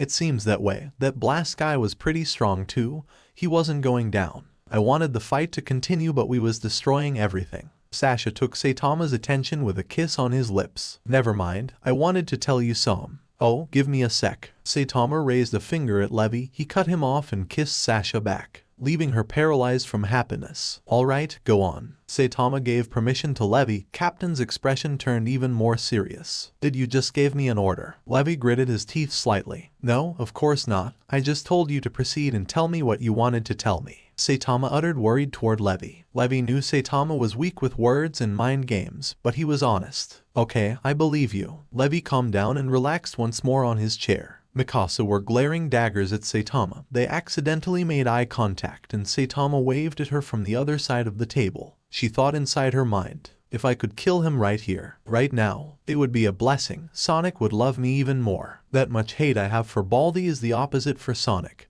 He's strong. He looks and sounds exactly like Eren and wait a second. I felt a power awakening inside me again when I first met Sonic. Mikasa stood up from her seat and took everyone's attention while she placed her hands on the table. Captain, I have something to report. Levi placed his hands behind his chair and asked curiously. What is it, Mikasa? I felt a power guard almost smash the outside door and shouted to everyone inside the room. Captain Levi. Everyone excluding Saitama and Genos got panicked for a second. What is happening? Jean shouted nervously. It's the female titan. She escaped. The guard informed them. Sasha got scared and hooked on Saitama's arm tightly. They stood up and ran outside of the room. Does the queen know about this? Levi asked the guard. Yes, she ordered both military police and the garrison regiments to search the entire city inside Wall Sina. How she escaped? Levi asked again. She somehow tricked the guard and killed him, maybe with a kick and sended him on the wall of her cell. Levi stopped and turned back to face the three heroes. Onepunchman, Genos and Terrible Tornado. Find her. Levi took the answers from them. Okay, I'll find her. Yes, Captain Levi, count on me and my sensei. We won't fail you. HMPH. It will be a game of hide and seek for me. I'll find her before you do. Egghead. Saitama shrugged and ignored Tatsumaki's insults. My delicious beefcake. Don't leave me. Sasha holded Saitama's cape and gave him a desperate look planted on her face. I promise I'll be back. And when I do come back we might have what you wanted so bad for the past months. Sasha knew exactly what she wanted from her boyfriend. She sighed in relief and they shared a kiss. I'll be waiting, she mumbled. Saitama smiled slightly and hugged Sasha to encourage her even more. Master, we gotta go. Genos stated serious to his master. Yeah, let's go Genos. Saitama opened the window and he prepared to jump out of it, with Genos on his side. He stared back to his girlfriend and waved at her for a few seconds. Sasha waved back to him before leaving with Jean and Connie. Here goes, Genos, Saitama exclaimed to his disciple while the blank expression still present on his face. Yes, sensei. Both him and Genos jumped out of the window and begun their search for Annie. Somewhere inside the city. Scouts, they already know I escaped. This ain't good. Annie shouted angrily inside her thoughts whilst she saw scouts with ODM gears searching and talking for her. I must wait till nighttime. It's dangerous cause the bald guy is still around the city. Annie found a path that was leading to the wall's gate through some dark alleys. That's my only chance. She covered her face with the Survey Corps dark green hoodie and disappeared inside the alley. Genos, you go look to the left, I go to the right. Saitama replied calmly and his disciple nodded. That girl Annie, I remember she's blonde, so she will be easier to spot. Saitama thought to himself but his expression turned into a neutral one and thought again.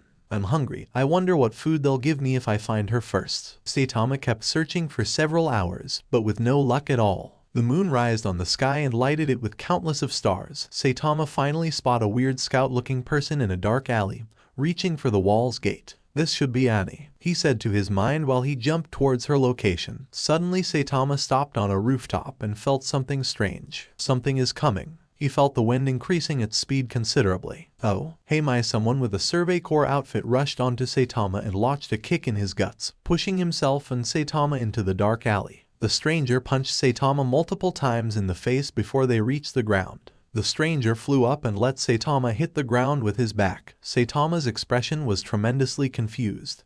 He didn't resist, he didn't attack at all. Onepunchman raised both of his eyebrows and his gaze went on the stranger above, who was standing atop of the rooftop. Ew, I did something wrong without noticing again. Saitama couldn't finish his phrase and two thunder spears collided with his chest and exploded on him. Annie, that was a few meters away, saw the fight between the stranger and Saitama. She cleared her face from the sweat and replied, "Whoever that was, thanks a lot." Annie saw some scouts going near the explosion.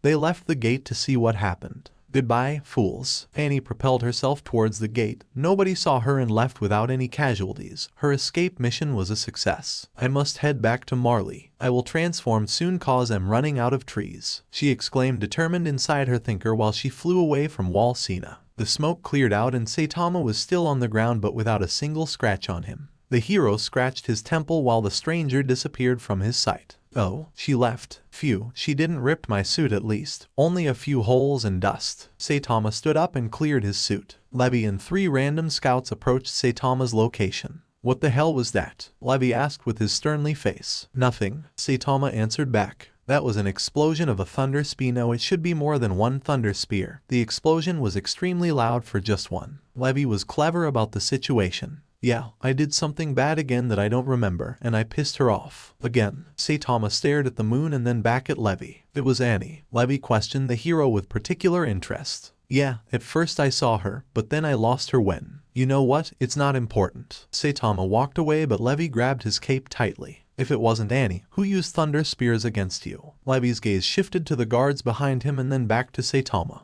I didn't saw the guy's face. It must be a hater of mine." Saitama replied. "Are you sure it was a male and not a female?" Levi was going at it. "No, of course not, but that doesn't matter anymore," Saitama stated and finished the conversation. Levi let go of Saitama's white cape and proceeded to investigate the area a little bit more. Strange," Levi whispered to himself whilst he kneeled. Meanwhile with Eren and Armin heard the explosion and prepared themselves to have a look, but Mikasa appeared out of nowhere and interrupted them from doing so. "Am I Mikasa?" Armin mumbled. "You saw the explosion too?" Eren asked calmly. Mikasa gave them a cold stare with empty eyes and answered, "I did." She slowly gritted her teeth and clenched her hands into fists. "We should inform the captain if he doesn't know about it yet," Eren stated while his gaze was on the explosion's direction. "Fucking shit. If this is a bad dream, no, not a dream. A nightmare. If that's a horrible nightmare, please wake me up." She holded her head and closed her eyes. "What the hell?" Mikasa. Armin holded her and prevented her from falling on the ground. "What happened?" Eren shifted his attention on them. Mikasa almost passed out. Eren. "Mikasa, do you have a headache?" Armin was worried about his childhood friend. "Yeah, that should probably be it," she uttered nervously. Annie had escaped from Wall Sina and transformed in the open fields, far enough from anyone's eyes. That was a close call. If that stranger wasn't there to stop the bald guy, he could get me. My mission could be a failure, but I won for now. The female titan smiled while she was running to the horizon. Meanwhile, in a different version of Earth, God appeared floating above a medieval city. "No, it's not the planet I was looking for," he said while stardust were all over his body. Citizens around the city saw him and pointed scared at him. "It's a monster," a woman shouted. "Someone needs to tell Prime Minister about it." A kite-looking girl with a weird pet on her shoulder said, "Are you seeing this? General Budo." The kite girl screamed while that Budo guy was shocked. "I'm going sir you protect the empire however you can." He ran towards the huge castle that was in the middle of the city. He opened the main door and almost slammed down the ornate doors. "What's the meaning of this, General Budo?" a middle-aged man asked while he was next to a throne. A small kid with green hair was on the well-called throne. "A humanoid monster is floating above the city. It seems extremely dangerous. I need assistance, my emperor," Budo stated while several drops of sweat left his head. "Very well, Prime Minister. You can handle this," the child on the throne replied. "Yes, my majesty." "Budo, General Esdeath will come with you to take care of this monster you talking about," the ugly man responded to him. Budo felt saved by hearing the name Esdeath. "That's excellent," he exclaimed while a woman appeared behind a large pillar. That woman was tall, beautiful, with a perfect body and with long, light blue hair and blue eyes. She wore a general's apparel with long sleeves with buttons on the upper arms, a blue scarf on her neck, and high-heeled boots. She also had a tattoo on her chest, which is the sign of her power called Tegu. She spoke with a sadistic smile. Did somebody call me? No time to explain much, it's the first time we seeing something like this. It's a monster that looks like a human. Come with me, General Esdeath. She followed Budo outside of the castle, and they both saw the creature floating on the sky. Wow, it really looks like a human, Esdeath stated with a cocky smirk on her face. Thick ice appeared under her and Budo, propelling them on top of the castle. What you're planning to do? He asked nervously. I will eliminate this threat and then I'll go back to have some fun with my lover Tatsumi. Budo pretended he didn't hear that. Esdeath aimed her hand to the creature and huge spears of ice appeared out of thin air. I hope that's enough, Budo replied. She fired the icy spears onto God. It did absolutely nothing to him, but they grabbed his attention. What is that? God floated near them and kneeled his head to face them better. You creatures here are not as weak as the previous ones. You might be useful, I'll take you as my pawns. God finished his words and created the same light ball he used against Saitama. What you mean by pawns, monster? Esdeath equipped her sword and aimed it toward God. No response from God, since he was charging the light ball. Now, come to where I desire, small third-dimensional beings. God's light ball from his chest begun sucking with huge force. Damn it, I'm too heavy, Budo shouted while he was getting sucked inside God's light ball. Esdeath kicked Budo's face and took him out of the sucking radius. General Esdeath, he screamed scared while Esdeath smiled to him before she disappeared inside God's ball. Yes, you'll do, God mumbled to himself and disintegrated like dust. Budo climbed his way back up on the roof and tried to find where they went. He spent an hour searching but nothing was found. Ah, yes, this is where I sended the other creatures. I will be watching all of you while you entertain me, God stated whilst he was holding the unconscious Esdeath. He opened a portal and placed her gently inside it. Farewell, in the Aot world.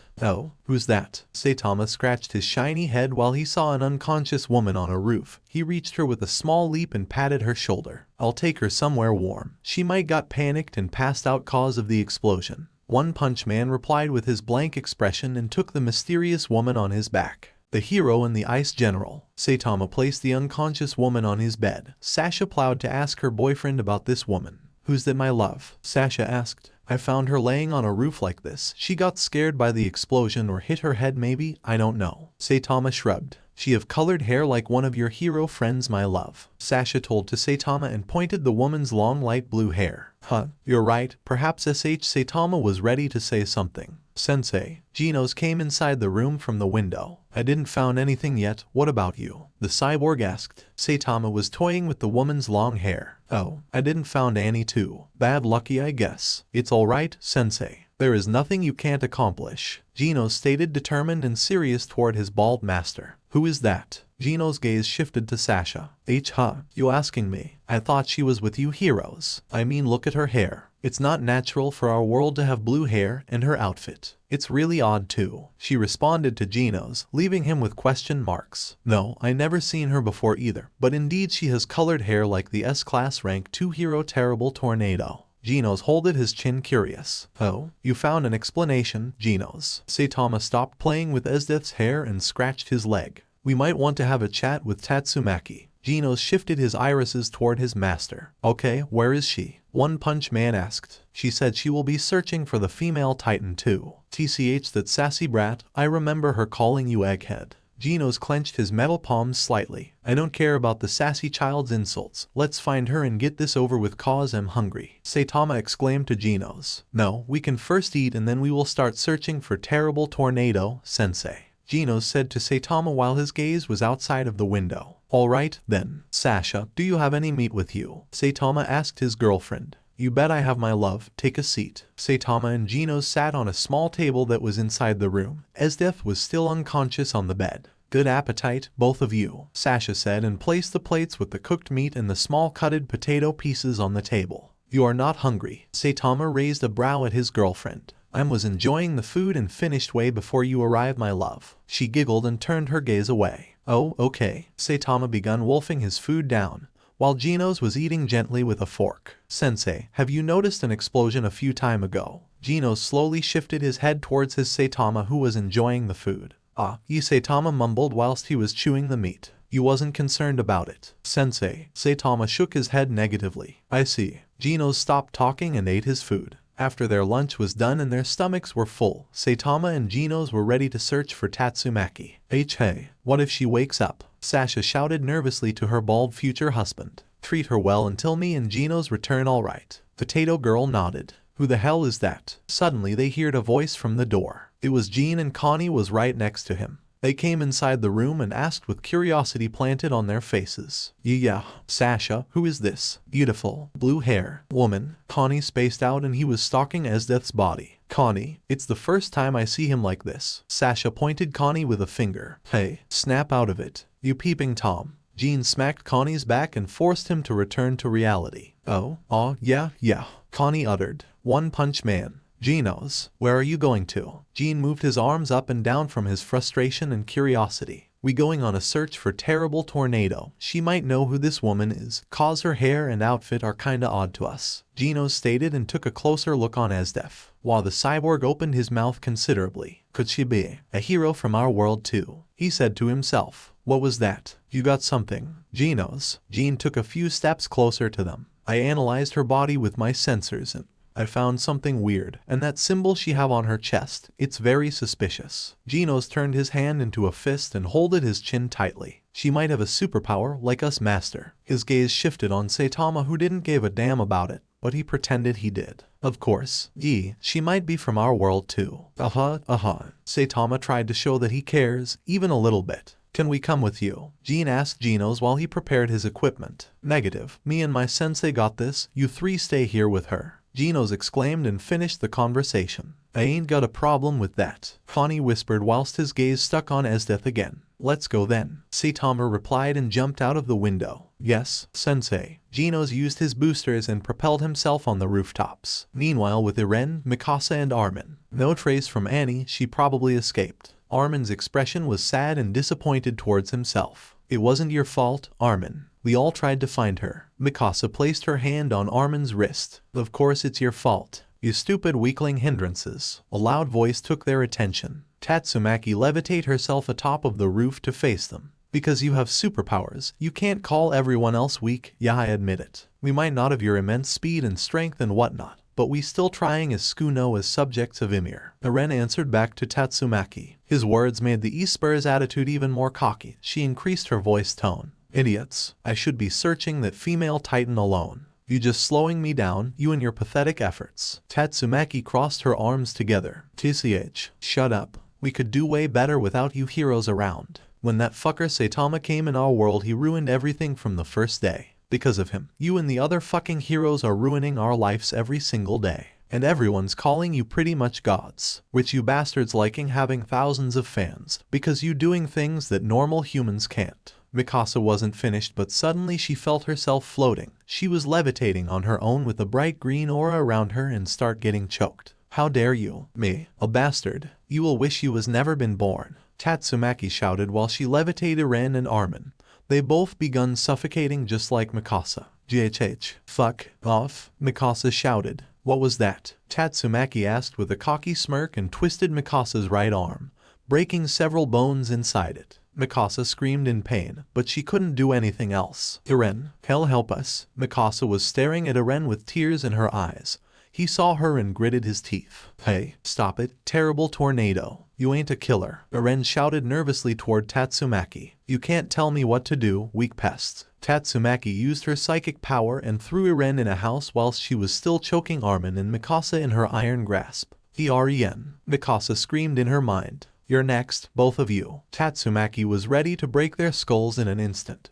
But suddenly an orange lightning grabbed everyone's attentions. Even Saitama and Genos saw the light from afar. Sensei. There. Saitama nodded to Genos and they headed towards the light. Levi was with Erwin and Hange. They saw and heard the lighting too. A titan transformation. Hange said and shifted her gaze at the light's direction. It must be Annie. That brat pissed me off this time. Levi stated serious whilst Erwin was staring next to them. Agreed, Levi. Assist Saitama if he needs backup. Erwin ordered the short captain. Hell, like you said, if he needs backup. Levi replied and launched himself forward. Levi and a few more scouts were following him in midair with their ODM gears. Eren had transformed into his Titan form. He stood up with an angry mood.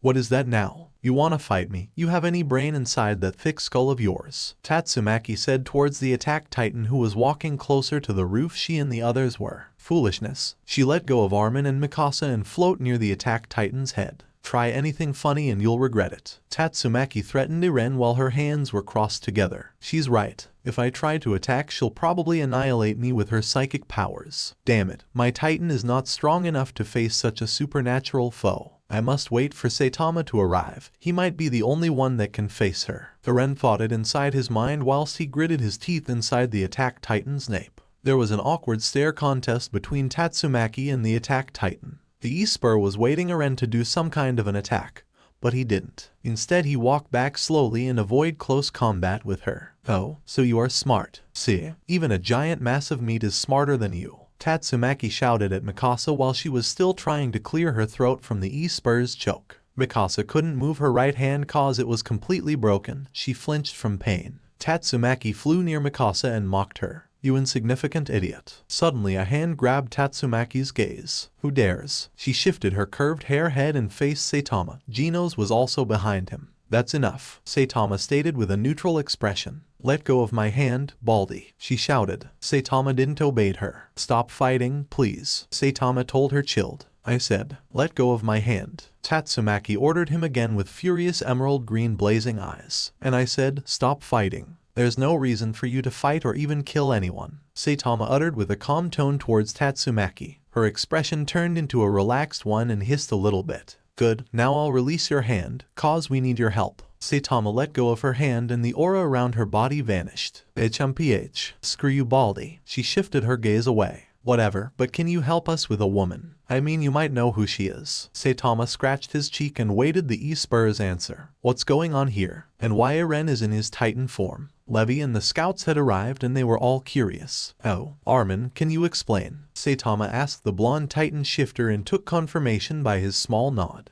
Good, now Tatsumoki, come with us. Saitama showed her the way. It's Tatsumaki, you stupid goblin. She insulted him even more, but One-Punch-Man didn't seem he cared at all. The three heroes left Levi and the scouts and headed back to the room where Jean, Connie and Sasha were watching the woman. They came inside from the window and their gazes were shocked, excluding Saitama. His expression turned into an excited one to see such thing. Wow, nice decor, Saitama said. Genos spoke shocked. What all happened here? Tatsumaki didn't want to show her surprised expression, so she pretended she wasn't surprised at all. The entire room was covered by hardened ice. The temperature was above zero. They saw Jean, Connie and Sasha being almost froze to death on the ceiling. Help. Connie was suffering from hypothermia. Saitama rushed and smashed the ice that was covered around his girlfriend. My love, you saved me. Saitama holded Sasha in his hug. Who did this? Genos couldn't believe what just happened to their comrades. The woe woman.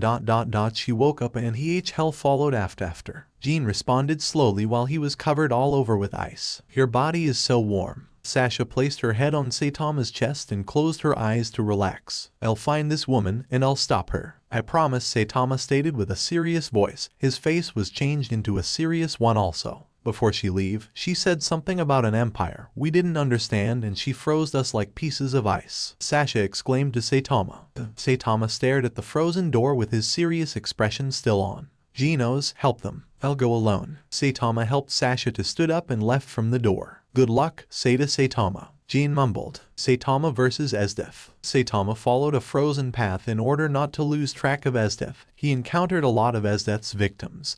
They were innocent people, completely frozen into ice, but way much worse than Jean, Connie and Sasha. Saitama grabbed the ice and took several big pieces of it to reach the poor citizens. All of them were not breathing. She had killed them all in cold blood. The hero placed his fingers on their necks. No one had a pulse. His eyes widened while Saitama clenched his hand into a fist tightly. Poor people, he whispered with a serious tone, and kept following the frosty path Esdeath had created, probably from her anger. One-Punch-Man reached the outside and finally spotted Esdeath at the middle of Stohas district. Civilians were running away from her whilst she was slaughtering whoever she looked at. Hey, you, stop. Saitama grabbed the general's attention. She shifted her entire body around to face him. And who are you? Esdeath asked Saitama while he had his serious expression still on. I'm just a guy who's a hero for fun, but now I'm here to prevent any other death caused by your crazy bloodlust. Saitama's eyes were covered with shadows. Ha ha ha ha ha. You think you can hurt me? Well then, I don't know where I am right now, but I was searching for a strong opponent all my life. Give me the battle I never had. Fight me to the death. I got bored facing weaklings and destroying them easily. No one was a match for me. You seem promising.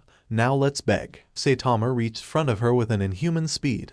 He didn't even let her finish and slapped Esdeath on her cheek. Saitama sended her into the river under the small stone bridge of Stohas district. Saitama's expression turned into a neutral one and answered to her while his red glove had steam floating away from it. Are you stupid? You can't kill others just to liven your boring life. I have fought another one just like you in the past. Oh well, you'll end up just like him if you keep this up, dead. Esdeath came out of the river with a huge slap print on her cheek. She touched the water and the entire river froze and turned into a thick solid ice road. Oh, Saitama raised an eyebrow and stared at her. Such power, you're interesting. Let us exchange names. Esdeath pulled out her sword and took a swordman's stance. She can keep up. Saitama smiled slightly and answered to her. I am Saitama and I told you, I'm the hero of interest. Esdeath planted a creepy smile on her face. She was truly a maniac. I will enjoy making you my slave and have you licking my boots for mercy like a dog, you bald hero figure. She launched on him with her sword and took several swings with it. Are you even trying? Saitama was dodging her deadly swings with unbelievable speed. Both of them were faster than the human's eyesights. Amazing. Indeed amazing. I would love to have you walking on all four as my pet when I return to the Empire with you. Esdeath shouted excited while she was trying every technique she knew to land a direct hit on Saitama. Saitama appeared behind her and prepared his fists slowly. Too slow. She shouted again and created a massive wall of thick ice to protect herself from Saitama. One-Punch-Man had enough of this and said, consecutive normal punches. Esdeath's ice barrier was nothing compared to Saitama's infinite strength. It was shattered into thousands of small pieces like glass. The ice general was getting even more excited whilst the battle wasn't going the way she thought it would be. Both of them stopped and took a few steps aside. Esdeath was padding heavily while Saitama wasn't even tired. Not a tiny bit. That's all you got. You got my hopes lost. Saitama showed her his I am not impressed expression while she cracked her fingers. My, I never knew such strong foe exists. What is your tegu? What's the source that give you this amazing stamina, strength, speed, endurance and even agility I can say? Tegu, I have no idea what you're talking about lady. I just came here to stop you from attacking innocent people for no reason. I don't even get it. What's the big deal you doing this anyway? Why can you just calm down and talk this oh? The hero dodged in the last second an ice spear that Esdeath sended on him. She pulled out her tongue and laughed even more. I'm getting even more hyped. Saitama, you are the first one that has survived for so long in a battle against me. She winked at him and prepared to attack again. Please don't do this. There's no reason for us to fight. Cause you'll end up dead or defeated. Both ways will be with one punch so it's boring. You must be afraid. Don't worry. I won't kill you Saitama. I'll just make you my personal chain dog. You'll see, we'll find our way back to the capital and you will meet your second owner Tatsumi. Esdeath wasn't bluffing. She was meaning every word. But that makes Saitama to get his serious expression and shadows covered his eyes once more. You need help? You're sick. Saitama told her with a serious tone. Oh, now you changed your tone into a manly one to scare me like before, huh? You little dog, you need to be trained. And I have plenty of free time to do it right here, right now. Esdeath blushed and bited her lips. No answer from Saitama. He began walking closer to her with his serious face. Let the training begin. Bald Saitama appeared behind her so fast that she couldn't even see him move. Esdeath stared behind her to see his eyes bright white with a gigantic punch coming right at her. That punch could be described with only one word, death. Esdeath felt completely inner shocked. She couldn't even move because of it. If that punch was going to land, it was all over for her. Sensei, One-Punch-Man stopped 1 inch before his fist collided with Esdeath's face. Massive clouds of steam came behind Esdeath cause of Saitama's punch. Her hat came off from her head and fell down. The vision wasn't clear until the clouds faded away, while Saitama turned around with a neutral expression to face Genos. Esdeath shifted back shocked to see entire houses being flattened. And that was only from the fist's air pressure. If that punch had landed on me. Amazing. Esdeath dropped a sweat but her expression was still confident. Saitama. I get it now. Saitama and Genos shifted their gazes to Esdeath. Oh, finally, you calmed down and figured out that whatever you was saying was nonsense, right? Say yes. Saitama pointed towards her with his hands. I know what you was trying to do just now, Saitama. You tried to impress me so I would place you into a general's seat. You got it. I am promoting you to a general of the empire. You will serve the emperor well and nobody will treat you like a dog, but as an honored general of the mighty empire in the capital. Esdeath finished and waited One-Punch-Man's answer while he placed his hand on his chin. Capital, emperor, empire, what the hell are you talking about? There's no empire here. Oh, maybe you mean Queen Historia. She's the only one who commands and orders everyone around here, I think. Genos, is that right? Saitama quickly took a glance at his cyborg disciple whilst he nodded to him. Yep, that's it, he uttered with a dumb face. Queen Historia. Esdeath raised both of her brows and thought in her mind. Wait a second. I remember the humanoid man-looking monster. Is he responsible for this? Cause I don't remember anything else after my encounter with him on the roof of the castle. Esdeath got a headache and holded her head whilst she gritted her teeth considerably. Whoa, are you feeling alright? Saitama asked her and came closer to her. Yeah, great. I'm fine, just an annoying head pain. Esdeath placed her sword back to its case. Sensei, I'm assuming you was fighting with her and she wasn't a match for you. Genos stated towards his master. No, that wasn't even a fight. You can call it a small argue. Saitama shrugged and yawned. What the hell is she? Levi appeared behind them with dozens of equipped scouts. There's a possibility that she might be from a different world as well. Genos explained to the short captain while he was staring at the destruction Saitama and Esdeath did in Stohas district. That reminded me when that brat Eren fought Annie. You are someone that nobody can mess with, Saitama. But the destruction you and her caused here is massive. You will deal with Erwin and Darius later. Levi exclaimed serious to Saitama while his gaze changed and went on Esdeath. Okay, I am responsible in a way, yeah. Saitama scratched the back of his head and replied. Is she from your world? Levi asked Genos while he took an answer that surpassed him. Negative, she might be. From a third world, way different than our worlds. Genos took a look on Esdeath once more. So, tell us who you are and how you ended up here. Genos raised his metal arm and aimed Esdeath with his incineration cannon. If you resist, you will be eliminated. Genos was clear with his point. It can't be helped it. Esdeath whispered and extended her arms to introduce herself to the scouts and the two heroes. I am General Esdeath. I serve the Emperor and the Empire. I possess the powerful tegu that gives me the ability to control and manipulate ice. Her gaze shifted to Levi while he was trying to hold what she was saying. If that strange metal tegu possessor is right, I am from another world, and I know who brought me here. Everyone was staring her with awe, Saitama excluding cause he was picking his nose from the boredom. A humanoid monster, it used a weird attack and sucked me inside a light hole. Then everything went black and I passed out. Esdeath was saying the truth. Most of the scouts didn't believe her though. Light hole. That was the same thing that brought me here. Saitama raised his hand to Levi. It seems we got another mystery to solve, not just our enemy's location. Levi stated serious to everyone that were present. I don't know how, but you have to return me to my own world, and Saitama is coming with me. Esdeath smiled at Saitama. Oh, why me? I don't like traveling through different dimensions and worlds and whatnot, Saitama said and scratched his shiny bald head. Silly, because. Esdeath smirked and grabbed Saitama's head with both of her hands. Because with you, the Empire will finally get rid of Night Raid. She pushed his head into her sagging breasts. Saitama mumbled from inside her boobs. First, what is Night Raid? And second, someone help. Meanwhile with Eren, Mikasa and Armin. Mikasa was taken care of with medical attention. She were laying on a bed with Armin and Eren being next to her. Eren was staring outside of the window while Armin was watching Mikasa's broken arm. Eren, I tried to stop her, but those powers they possess are just ridiculous, Mikasa said and shifted her gaze towards Eren. You know what is ridiculous? You always trying to keep me safe and protect me from everything.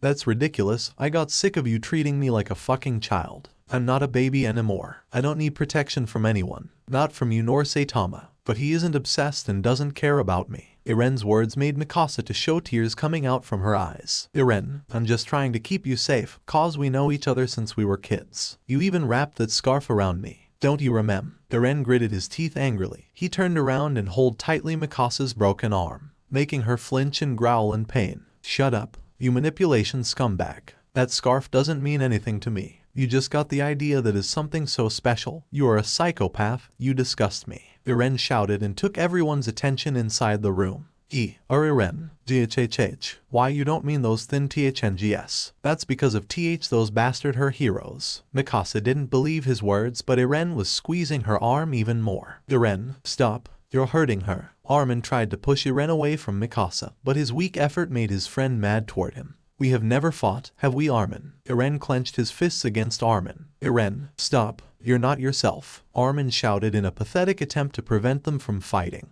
Oh, I am. Now I finally found myself. All these years I was living as her slave. Now I'm free. Eren began walking close to Armin with a menacing expression. You are crazy, you can't do this. Armin stated loud to him. Since I am free and you are on her side, I can do whatever I want. Eren punched Armin's face and sended him on a cupboard. Eren, Armin, stop fighting. Mikasa was crying and shouting whilst she couldn't do anything to stop them. TCH. Armin ran on Eren and headbutted his chest. That's the spirit, Armin. Eren holded Armin's neck and kicked his belly. GHOOAHH. Armin spitted on the floor. Wow, that's enough. A military police guard came and finally stopped them from fighting. Weak as always in close combat, Armin. Eren walked away from Armin, who was still trying to catch his breath, and walked near the exit door. No, Eren, where are you going? Mikasa shifted her head to him. I'll go see Saitama and Genos, at least they are not psychopaths like you. Eren said with his calm emo expression and left the medical room.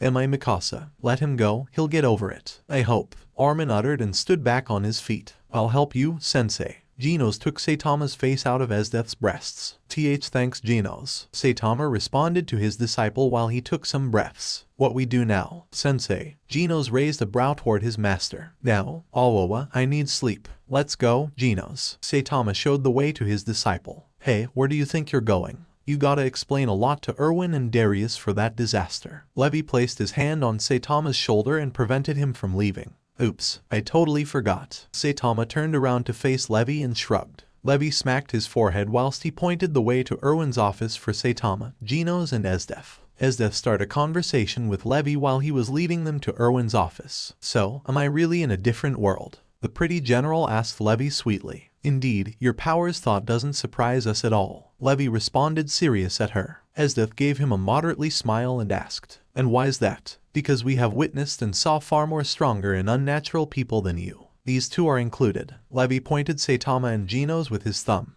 I agree for Saitama. I cannot say he doesn't have fighting skills and potential. But what about you? Her gaze shifted to Genos. You control ice, right? Genos uttered. Yeah, she replied and nodded. If you ever try to attack my sensei again or kill any other innocent civilian, I'll melt your face with my incineration cannon. Genos threatened her with a warning. Oh, that's cute. Saitama is strong enough to face me, but that doesn't mean you have the same battle skills and experience as him. She patted Genos' cheek with her hand. He could feel her cold touch. It was like his face was getting touched by a refrigerator. Oh, Sasha, give me a minute, okay? Saitama asked Levi who was first. 1 minute, not even a second after that. Levi crossed his arms together and stared Saitama, who jumped on a roof. Meanwhile, in the medical attention room, Mikasa, how's your arm? Armin asked her with a sad tone on his voice. I feel awful, but that's not because of the broken bones inside my arm. She replied sad. It has to do with Eren. What he did earlier, she said, and let some more tears to fall from her eyes. Mikasa, calm down. He will come back when he's calmed again. Although, I think he had a good reason for shouting at you like that. Okay, maybe he overreacted when he grabbed your arm, but he was kinda right there. You was always protecting him from everyone. From the Titans, from our human enemies, from Captain Levi when he was mad at him, even from the heroes, especially from Saitama. Armin scratched his eyebrows and let her answer. Mikasa's eyes widened and gritted her teeth like a wild animal. That name, don't ever say it again. Titans and humans were enough. Now I have to deal with that bald bastard, and after I'm done with him I'll destroy the other hero bastards too somehow. When I healed up, I must end his miserable life and save everyone else from knowing that he or any other supernatural bastard exists. She shouted. Mikasa, relax. Now you are the one that's overreacting. Why you have so much hate for the heroes and specifically for him? He's the strongest hero and humanity's glimpse of freedom. Him, the other heroes, Captain Levi and Eren. Armin scratched his head worried and placed his hands on Mikasa's shoulder. Armin, you don't understand. That bald freak is like he's made from all the world's unfairness. If I had powers like his I could easily have defeated all of our enemies and protected Eren from any threat in no time. She watched the window and continued with tears falling down to her cheeks. He took everything from me. When we met him on Wall Rose that day, he brainwashed Eren against me. He destroyed my reputation in front of everyone and make me look like a defenseless weakling that seeks his help. She begun crying and covered her eyes with her left hand. Mikasa, no, Saitama is humanity's savior. He didn't do anything of this, and if he did then it surely wasn't on purpose. Mikasa cut Armin off and screamed with tears falling from her eyes repeatedly. He robbed me from everything. Mikasa. Armin closed his eyes and had a disappointed expression. The guard came closer to them. Hey, visit time's over, you'll see her tomorrow again. He forced Armin to stood up from Mikasa's bed and headed to the exit door. Armin shifted his head towards her bed to say one last thing. He is not our enemy. You must understand that. Let go of your hate. I know you and onepunchman can become great friends, and I hope you will understand that Eren is no longer a small kid.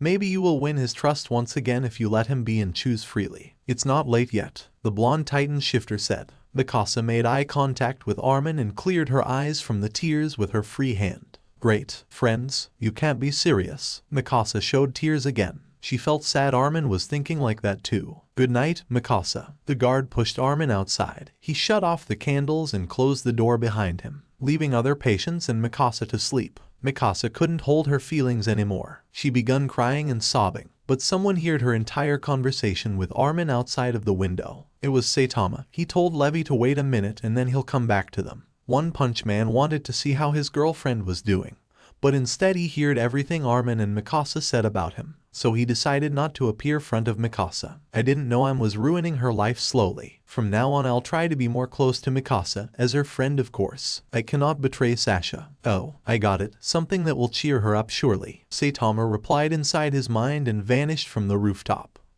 Mikasa. Mikasa raised her head and placed it next to her. It was Sasha laying on the other bed. Saw Sasha. Why you're here? Mikasa asked shocked while she cleared her eyes again. First, it was a lady that woke up, then we saw ice and boom. I'm Hiri, Sasha said in a lazy way. Ice? Mikasa asked confused. Oi, oi. Jean mumbled from the other side of the room. You too, Jean, Mikasa said surprised. And Connie. Jean pointed Connie who was sleeping on the other bed. What happened to you three? Mikasa asked shocked and curious. Heh, I hope you will believe me. Jean smirked and blinked. After all these fools I saw like Saitama, I believe whatever I hear. Mikasa narrowed her eyes. A woman with long light blue hair, she did this. We almost died by hypothermia. She has the power to control ice. She might be from Saitama's world. We don't know yet. Jean explained the reason they were there. In Erwin's office. So you're telling me that this woman right here is from a third world? Erwin was quite surprised and placed his hand on his desk. Levi had explained to him the entire situation and the fight between Saitama and Esdeath.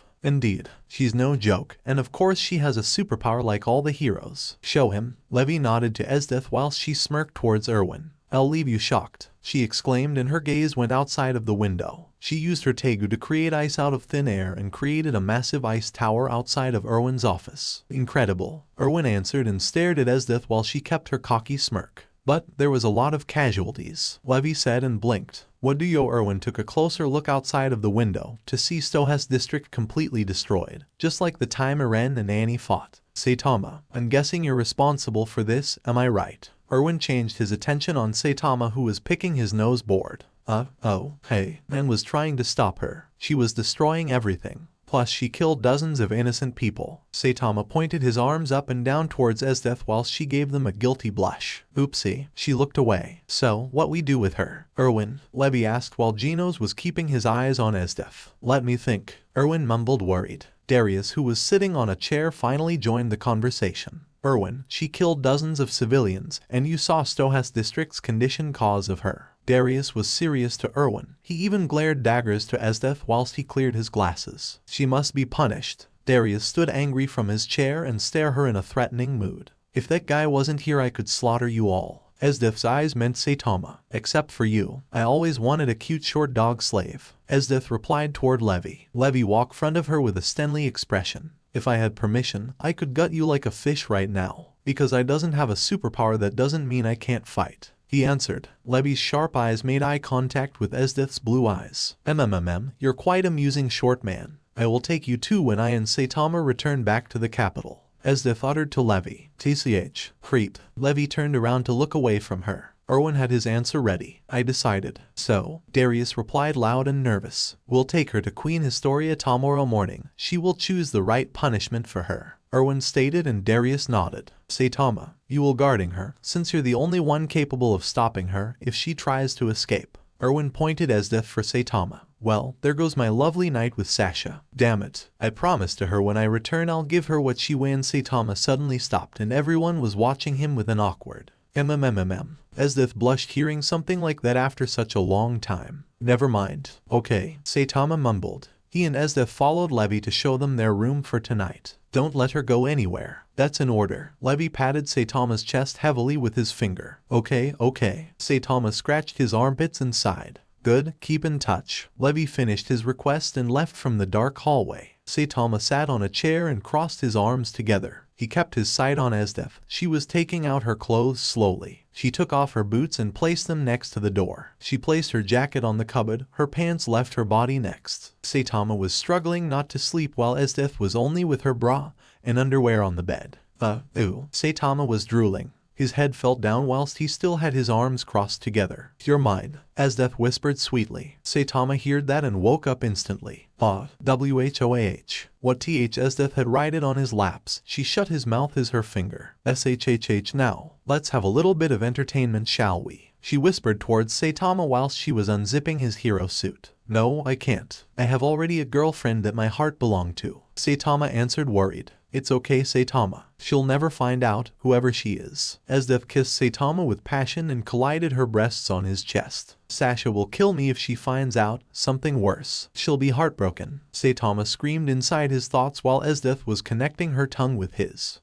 Both of us are strong. Imagine how strong our child will be in the future. Esdeath said and kissed Saitama again. I'll hold up. I slightly remember a guy named Tatsumi. You talked about him when we was arguing. Isn't he your husband? Saitama were trying to keep his distance, but that was almost impossible. You mean Tatsumi? Don't worry, he won't find out about our sin tonight. Esdeath holded Saitama's hand and placed it on her boobs. Such brutality, such power, she shouted. Why is this happening to me, damn it? Saitama shouted in his thoughts while he had a tremendously surprised expression toward Esdeath. She took off his suit completely and pushed Saitama on the bed. He was wearing only his underwear too. Your semen is mine to drink and collect. Esdeath licked her lips. What have I done to you to deserve this? Saitama tried to flee away, but Esdeath blocked the door. You will stay here with me or I'll just destroy everything and everyone before you save them. You might be strong enough to stop me, but it will be too late for someone else. Esdeath was truly a psychopath. At least admit it. This isn't how relationships between men and women works. Saitama stated to her and sat on the bed with a neutral expression. Fine, at least don't try to cause any more deaths. He replied calmly. Oh, now you're acting right. Esdeath climbed on him and they shared a kiss once more, even though Saitama didn't want to. He couldn't think anything else at the moment. What the hell happened here? Hey, Genos, where's your master? Eren found Genos talking to Levi in the destroyed Stohas district. Oi, brat, what are you doing here that late? Levi asked. Nothing to worry, Captain. Just to have a few words with Saitama and Genos, but I see Saitama is missing.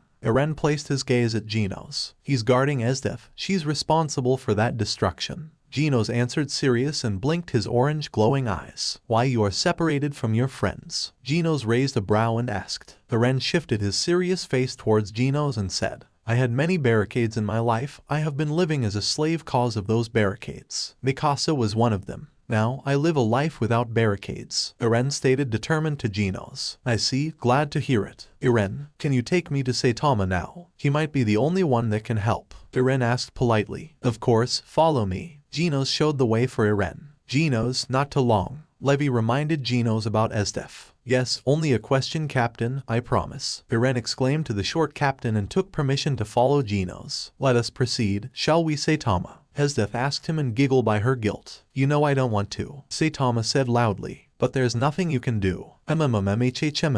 Esdeath bit her lips and blushed. Meanwhile, somewhere in the galaxy. There you are, little creatures. God had opened his giant hand and showed several solar systems and hundreds of planets. He found Saitama's and Esdeath's location. I see, I can take their essence elsewhere. This might be interesting to test. God took some seconds to process this in his mind. Grateful, I want to see if the third dimensional being can survive in a planet of the fourth dimension. Ah, yes, that's my pawn. I'll grant her the opportunity to return in her own fourth dimension planet. God was ready to use one of his powers, but he thought something first. I shouldn't be transporting the being out of its prison world to where I exiled it. But I am kinda curious to see how it will react against fourth dimensional beings. God snapped his fingers and a small spark appeared from his hand. Back with Saitama and Esdeath. We should stop this, Saitama uttered worried while Esdeath was going to take off his underwear. That's only the beginning, Saitama. I'll have your Saitama cut her off and pointed outside of the window. Ooh, that light coming right at us. Esdeath didn't believe him and shut his face with her boobs. Naughty, naughty. Don't try to find an excuse. She smiled and kissed his bald head. Phhhh. Saitama knew something was off. There's my sensei. He is guarding that ice woman, Esdeath. Genos pointed the door at the end of the hallway. Hey, you see that light under the door? Eren questioned Genos nervously. But it's night, there's no way. Sensei. Genos activated his boosters. Eren accidentally grabbed on Genos' arm and both of them run towards the room. Saitama took his face out of Esdeath's sagging breasts and shouted, "Listen to me, damn it." He shouted with a boredom expression and grabbed his hero jumpsuit. Esdeath couldn't finish and the strange light destroyed the window. A green portal from inside the light opened and sucked them both inside. Genos smashed the door and placed Eren down. What is thit? Eren screamed so Genos could hear him. It was loud as hell cause the light was sucking everything inside it. A portal. My master and Esdeath got sucked inside it. I won't lose my sensei. Not again. Not now. Accelerate. Genos battle cried and flew inside the light portal. TCH. No, wait. I won't let you alone and Eren ran and jumped inside the portal too. After a few seconds the portal finally closed. Levi, Hange, Tatsumaki and Erwin heard the irritating sound and run towards its source to see what was causing it. The door of the room was shut and blocked them from entering. Levi, do something, Hange shouted. She was sweating like a mad woman. Levi kicked the door down, but to only see a destroyed room without a sign of Saitama nor Esdeath. Fuck. All of them shifted their gazes to Levi. What is it? Tell us. Anything. Erwin replied seriously at Levi. Eren and Genos were coming here. They wanted Saitama to answer them a question. Now they are gone too, and I'm not sure how nor where they went. Levi dropped a sweat from his forehead. What is that? I see two other creatures being transported too. No matter, I'll return them where they was after they complete the test I desire. God said to himself while he watched Saitama, Esdeath, Genos and Eren being teleported into the Akame ga Kill world. Esdeath appeared on the ground. Saitama suddenly popped out of the sky second and his idiotic face landed into Esdeath's boobs. Both of them was into a forest with deep and large brushes around. What a ride, he mumbled from inside her chest. Oh, Saitama, you're a beast. Esdeath holded his head tightly between her boobs. Genos fell from the sky. He saw a weird-looking city. What is this? He replied confused and used his boosters to land like a badass inside the city. Hundreds of citizens saw the demon cyborg and start screaming and running away from him. A monster, a woman cried. Where are the kites? A random guy screamed. Someone let the emperor know. Another middle-aged man shouted. I cannot care for those people right now. I must find my sensei. Genos completely ignored them and propelled himself on the rooftops. I'm not sensing Sensei's power here. He must have landed somewhere else. He stopped scanning the streets of the capital and shifted his gaze towards the limitless forest outside of the city. He might be there. Genos launched himself at the forest. He wasn't going to stop until he finds Saitama.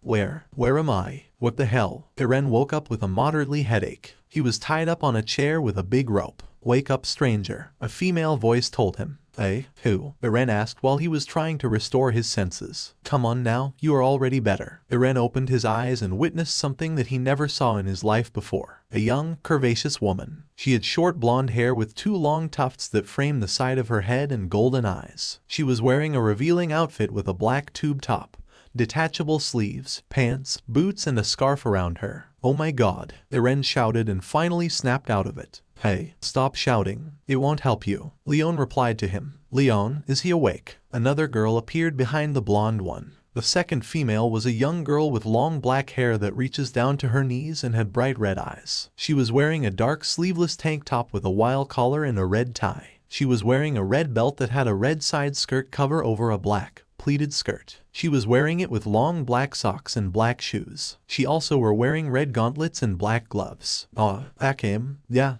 he's awake. Leon answered and looked at her comrade. Akame took out a sword from her belt and placed it on Eren's neck. TCH. He hissed at her. Who sended you, spy? Akame questioned Eren with a cold and sternly expression. Spy? Seriously, I don't even know where I am. Eren shouted and tried to wiggle out of the chair, but with no luck. If you resist again, I'll eliminate you, Akame stated to him clearly. Leon and Akame back up and spoke with each other. So, what we know about him? Akame whispered to Leon. I don't know, we should wait for Najenda to return. I know she placed you as our leader temporarily, but I don't think we can handle that guy. Leon said a little bit nervous. Why you saying that? Akame raised her left eyebrow and asked. Because he seems to saying the truth. I found him laying on the ground inside the forest. Then I brought him here and you know the rest. Leon whispered back to Akame. What would Shield was going to do if she was alive? Akame asked, slightly concerned. She would probably let him explain his side of the story.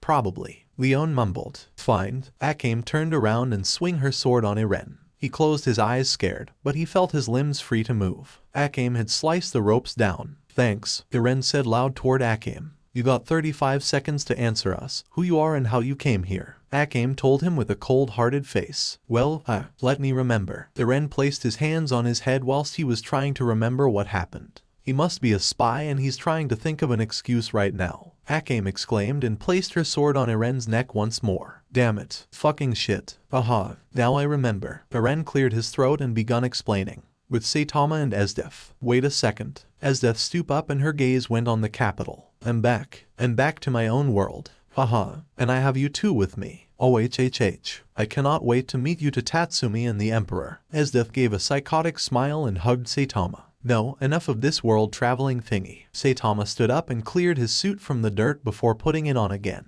Follow me, we must go back at the Empire, Esdeath said and took Saitama's gaze. You should wear your clothes first, Saitama uttered to her and pointed her clothes that were hanging on a tree branch. Oh, yes, of course, Esdeath replied and took her clothes. She wear them all and cleared them also. Phew, now we are ready to go, she exclaimed determined and forced Saitama to follow her while they were walking towards the capital's gates. Where the hell am I now? Saitama replied slightly worried. I know where you are, Saitama. Home, Esdeath stated serious. Meanwhile Eren. I remembered. Don't slice me up. Eren's words made Akame to lower her sword slightly. Talk, she mumbled. Look, I know you won't believe me, but you have to. I came from another world with 3 other persons, all of them has superpowers. One of them called Saitama. He has a yellow-looking suit with a white cape. He's also bald. Eren continued determined. He's the strongest hero of our world. No human nor titan can defeat him. He has immense strength that is unmatchable. Even his speed is far beyond our eyes to see. Akame lowered her sword a little more. Continue, Akame stated with her empty face again. The second person is a metal-looking man that possessed the power to shoot fire from his hands. His name is Genos. He's Saitama's disciple and he's also strong too. Eren took a deep breath before he continues. The third and last person is the opposite of Genos. It's a woman called Esdeath I think and she has the power to control ice. Eren finished his words and let both Akame and Leon shocked. Akame lowered her sword completely and put it back to its case. Esdeath. You know Esdeath. Leon shouted with inner shock. Not much. Saitama was with her, but I heard she was a prisoner in our world. Saitama was placed to guarding her cause. I think he was the only one that could defeat her. Eren was honest with what he was claiming. Akame and Leon walked back to speak to each other again. What do you think? Akame's whisper could be heard from a 2 meters radius. He must saying the truth. He knows Esdeath, someone we both know that exists. Leon whispered a little bit louder. Akame turned around and faced Eren. Do you possess a Tegu like the previous 3 people you mentioned? She asked with her empty face. Tegu. What is Tegu? Eren dropped several sweat from his head. You don't know what a Tegu is. You surely are from another world, stranger. Leon said to him and patted his shoulder. I'm Eren by the way. He replied. We don't care. Akame stated seriously. In this world Tegu represents someone's power. You told up about a guy that has immense strength and speed. That's his Tegu. Another individual that can control fire. Well, his Tegu is the opposite of Esdeath's. Leon exclaimed and scratched her chest. Well, if that's the case, I have a Tegu too. Eren swallowed slowly. You can call it Imperial Arm too. Leon answered to him sweetly. Show it to us. Now, Akame ordered him with her cold face. I prefer not to, cause you will think I'm a monster. Eren preferred to avoid transforming into a titan. He didn't want them to freak out. Please, show us what kind of Imperial Arm you possess. We won't be scared. Leon smiled and encouraged Eren. Fine, let's go outside. I need space to show you. Eren mumbled considerably nervous and walked outside. Space. Why he would need space to show us his Tegu. Leon asked Akame, but she didn't took an answer back. Saitama and Esdeath reached outside of the gate. 2 guards saw them and immediately opened the gate for them. General Esdeath, we welcome back. General Budo has been searching you for days. One of them shouted scared. And who is that, may I ask? The other one replied, none of your business, he's with me. Esdeath ordered them both and winked at Saitama. They start walking inside the city. Saitama explored the new environment he was in. The new world truly showed potential. It was considerably different than the previous one. Look, mommy, a weirdo is walking next to General Esdeath. A boy said and meant Saitama. He's not a weirdo. Esdeath changed her expression into a serious one and made the boy cry. Good. You should behave your child. Esdeath growled towards the child's mother. She was scared. Understood. I won't allow this to happen ever again. She shouted scared and bowed to her knees. Excellent. Now everyone, greet our brand new general. With the strength of 1,000 men, the speed of a cheetah and with a golden personality. Show respect towards General Saitama. Esdeath shouted and extended her arms to the sky. They don't need to be. Saitama didn't finish his words, but the people cut him off by bowing down to their knees and showing respect toward him. GG General Esdeath. The kite-looking girl appeared from inside the crowd. It was a young woman with auburn hair and amber eyes. She was seen in a kite military uniform in favor of dresses and casual wear, and was frequently attired in upper body armor. Her arms were metallic in place of flash due to some heavy body modifications performed upon her by Dr. Stylish. She couldn't believe who she found. It was her idol General Esdeath. It seems she had someone else with her as well. Where are your manners? Esdeath told her with a cold expression. Excuse me, and nice to meet you, sir. My name is Sir Ubiquitous. I'm a loyal servant of the mighty empire that fights for good and justice. She shouted and saluted towards Saitama. Oh, hey. Saitama couldn't understand much, so he asked Esdeath. So, this is the empire you was telling me about. He was taking a look around his surroundings. Yes, indeed. I told you we are in the correct world this time. We returned home. Esdeath smirked and changed her gaze on Suryu. He's General Saitama for you and everyone else from now on. I'll personally take him to the Emperor so he can knows about his unbelievable power as well. Esdeath stated serious. Excuse me, General Saitama. I won't show disrespect again. Suryu shouted and grabbed Saitama's fully attention. Sasha. Saitama mixed and confused Suryu's face with Sasha's, even though Suryu had a way longer ponytail. Onepunchman reached Suryu and made her blush in embarrassment. Saitama placed his hands around her belly and kissed her front of Esdeath and the bowed crowd. He opened his eyes slowly and figured out the girl he was sharing a kiss with wasn't Sasha. He immediately backed up and shouted, "Oh, sorry, that wasn't on purpose. You see, you look exactly like my girlfriend." Esdeath took notice of that and asked him, "Your girlfriend look like that?" The Ice General questioned Saitama with raised brows. "Similar with her," Saitama stated and took his eyes off Suryu. "Oh my, forgive me for reminding her to you, General Saitama." Suryu blushed and placed her hands on her face. "You kidding? I'm missing her already. I want to hug her and let her how much I love her. I still remember the last time I holded her in my hands." Saitama had a memory with Sasha and spaced out for a minute. "I'll fix him up, just mind your own job." Esdeath ordered her and she obeyed. "That's enough," Esdeath said, and everyone stood up from the ground. "Let's go, General Saitama. The Emperor and Prime Minister have to meet you personally." Esdeath blinked at Saitama. "Okay." Saitama stayed motionless and followed Esdeath. Their next destination was going to be the castle, where the Emperor and the Prime Minister could be found inside the throne room. Onepunchman and Esdeath walk up the large stairs of the castle. Almost there, Esdeath mumbled happy and psychotic at the same time. "Yeah." Saitama took a glance at the giant doors of the castle. "Alright, now I need you to fall back 10 meters. I don't want to accidentally hurt you." Eren gave Akame and Leon a warning about his Titan transformation. "Alright, stop talking. Demonstrate." Leon shouted excited. Akame hummed. Eren bit his hand and blood came out. A bright orange lighting struck on the Titan's shifter, forcing him to transform into his 17 Titan form.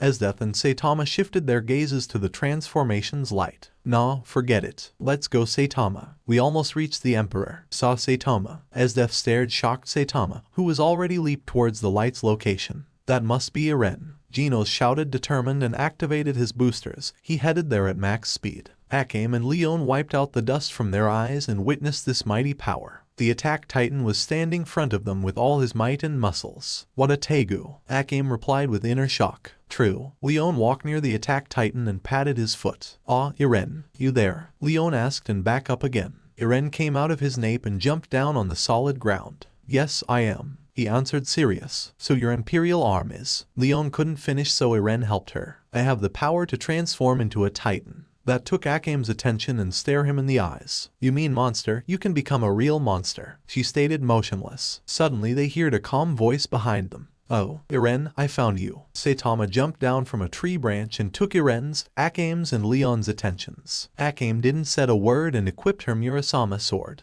Who the hell are you? She asked, panicked. I'm just a guy who's a hero for fun. He replied calmly. It's Saitama, the one traveler I told you about. We are not from this world, we must return back. Eren told them, but Akame didn't listen. This is getting out of hand, different worlds. People that doesn't recognize what an imperial arm is. That's it, Leon stepped back. I'll eliminate. Akame ended her menacing phrase and begun taking steps closer to Saitama with her empty face. She had her sword ready. I'll end this in an instant, she mumbled. Wow, you sound exactly weird like Mikasa. Your face is empty as hers as well. Saitama pointed her face with his finger. Akame, he might not be a hostile like Eren. We should let them be. Leon tried to calm Akame down, with no sign of succeeding though. No, Leon. Esdeath is already enough. I don't want Night Raid to have more enemies strong as her. Akame's words ring a bell in Saitama's mind. Esdeath told me something about a Night Raid, I'm guessing you are. Saitama uttered. Before you die, I'll give you this information. Yeah, we are part of Night Raid, a small group of assassins who are working against the Empire. Since you are friends with Esdeath, you must die. She closed her mouth and prepared to attack Saitama with her katana. Oh man, here we go again, Saitama whispered, disappointed while he had hundreds of openings for Akame. In the Ayat world. So, how you ended up here, Mikasa? Jean asked her and put his head resting on his hand. One of those hero bastards broke my arm entirely. I'll be like this for weeks. She cursed Tatsumaki from inside her brain. At least my little beefcake is the cutest of all the heroes. I'm so glad he's my boyfriend. Sasha dreamed about Saitama. No way. He's a fucking bastard, that's what he is. Mikasa shifted her head mad towards Sasha's bed. You are wrong here, Mikasa. Saitama is one of the most cute, strong and fair humans in the entire world. He could never hurt an innocent. He even tried to help Ymir when she and Eren were captured by Reiner and Bertholdt. Sasha continued with a small smile. She was thirsty and wanted water to drink. He put me on his back and we delivered her a canteen full of cold water. She surely enjoyed it. Oh, was Saitama. Sasha spaced out. She stared outside of the window that was next to Mikasa's bed. I love him so much, Sasha said. I hate him so much, Mikasa said inside her thoughts. Levi ran through the dark hallways. He reached Queen Historia's chamber and took deep breaths after he opened the doors. Captain Levi, what's the hurry? Blast asked him with a raised brow. It's Saitama and 3 more people. They missing. Levi removed the sweat all over his face thanks to his carvat. Hua, you saying that they just disappeared out of existence? Garu asked whilst he showed disbelief. Saitama, Eren, a woman and Genos are gone. Levi exclaimed. How is that possible? Queen Historia uttered worried. I don't know, but I'm sure something unnatural happened to them. They just vanished. Levi replied serious. Is possible that they have been teleported into another world? Blast questioned Levi whilst he cracked his fists. I literally don't know all that stuff about other worlds and supernatural. Those things are new to me. I'm completely rookie and I lack of information. Levi cleared the sweat from his head again. We can help however we can, my queen. Garu shifted toward Historia. May we go help? He asked her gently. Of course. This is an emergency, Historia stated determined. Hell yeah. Finally, we got a green light to go. Garu clenched his fists and shouted with a considerably smile. I can't come. One of us heroes must stay to protect Queen Historia. I'll stay here. Garu, help Captain Levi find them. Blast stared at Garu and took a nod for an answer. Please, Killer Wolf. Captain Levi, find Eren, Genos, the other poor woman and my protector. Historia holded her hands together. Levi kneeled and bowed to her before he and Garu leave her bedroom. He shifted his head and said, We'll find them, my queen, we won't fail you. Levi took his gaze forward and left with Garu on his side. So, where you say we go, Captain? Garu raised a brow and stared Levi with his sharp eyes. We go back to where this started, Levi exclaimed and Garu nodded in agreement. Huh? Levi remembered something. No, our first destination will be the medical room. Garu scratched his cheek and asked him confused. Why we going there? It has something to do with the unexplainable teleportation. Negative. I just hope everyone else is alright. I don't want to search in different worlds for my other brats too. I already have to find Eren. He's enough. Garu shrugged in reply. Well, you're the boss. They headed at the medical room where Mikasa, Jean, Sasha and Connie were resting. Levi opened the door quietly and Garu followed after him. The patients shifted their attentions on them cause they wasn't sleeping. Now I can search Eren in peace. I won't having my mind on you brats too. Mikasa widened her eyes in a mad way. Search Eren. Where is he? She asked and Levi told them. Missing. He might be lost in a different world somewhere with Saitama, Genos and another individual that you don't need to know. Eren is lost into a different world. Mikasa shouted as loud as she could. Hey, shut the hell up. You're not alone here. Garu gave her an order. Mikasa didn't obey though. It's all your hero's fault. If that bastard Saitama wasn't here in the first place, nothing of that would happen. She screamed and stared Garu with hatred. What is that now? Garu approached her with his hands in his pockets. Do you have any idea who you're talking to? Garu reached front of her face and glared daggers in her eyes. Mikasa spit on his face and shut him up. Garu closed his eyes to prevent her disgusting saliva from hurting them. This ain't looking good. Jean mumbled. Garu, calm down. Levi extended his hand towards their location. Garu grabbed Mikasa's scarf and cleared his face. You stupid bitch, he exclaimed serious. Fuck off. How dare you touching my scarf, motherfucker. Mikasa punched Garu with her left arm. She couldn't do much but she launched her punch with all the remaining power she had. Garu didn't move. He took the hit and it didn't even tickle him. But he got very pissed. I will cripple you so much that you will be paralyzed for the rest of your life. Garu gritted his teeth and sharpened his hands. Garu, pull yourself together. Levi shouted but Garu didn't listen. He grabbed Mikasa's neck and lifted her up. He was choking her one-handed. Connie saw this and replied scared. One hand down. Relaxing. Will Kai kill you LLBB bastards he heroes. She was struggling to talk. She was losing her oxygen as well. Garu, enough. That's an order. Levi shouted angry and took Killer Wolf's attention. Very well. Garu stopped choking Mikasa. He threw her like a garbage on her bed whilst he was standing atop of it. Come down here on. Levi stated. Fine, fine. Garu stepped on Mikasa's broken arm on purpose and used it as stairs. She screamed from the pain and agony. Her eyes was watering from the high amounts of pain. Jeez, enough. Jean shouted nervous. Garu immediately shifted his gaze on Jean. I take it back. Jean hid under the blankets. The killer wolf finally stood on the floor and kicked away Mikasa's arm. She couldn't stop her tears of pain. Garu shifted behind and whispered to her. I have no pity for you, not at all. He placed his hands into his pockets again and he left behind Levi. Mikasa. Sasha watched her while she couldn't stop holding her arm. Don't worry. Everything will be. Mikasa cut her off and shouted. Nothing will be alright. Until they gone. She couldn't say anything else. The pain was breaking her body entirely. In the Akame ga Kill world, I'll eliminate. Akame begun walking near Saitama with a menacing stare and invisible aura. I don't want to fight, please stop this. Akame didn't listen to him and swing her sword against him. She somehow missed and tried again one time. What did I miss? Akame thought to herself and start swinging with unimaginable speed. What's going on? Leon said as she witnessed for the very first time someone dodge Akame's sword without even sweating. I told you, you did not listen. No one is a match for Saitama. One-punchman. Eren cheered and honored Saitama's name. I admit it. This bald guy Saitama of yours is good. He's actually dodging the sword instead of parrying them with his fists. Leon dropped a sweat and couldn't take her gaze off their fight. However, Akame looks concentrated in her attacks. Each attack of hers is aiming to at least scrape him. But up till now, she hasn't taken this long to take on a commoner. Leon uttered shocked. Eren laughed a bit and replied with a weird emo smile of his. You are mistaken, One-Punch-Man is no commoner. He's the strongest hero that exists. Just watch. Eren told Leon and they both kept watching. What is going on? No, wait. Leon said inside her head.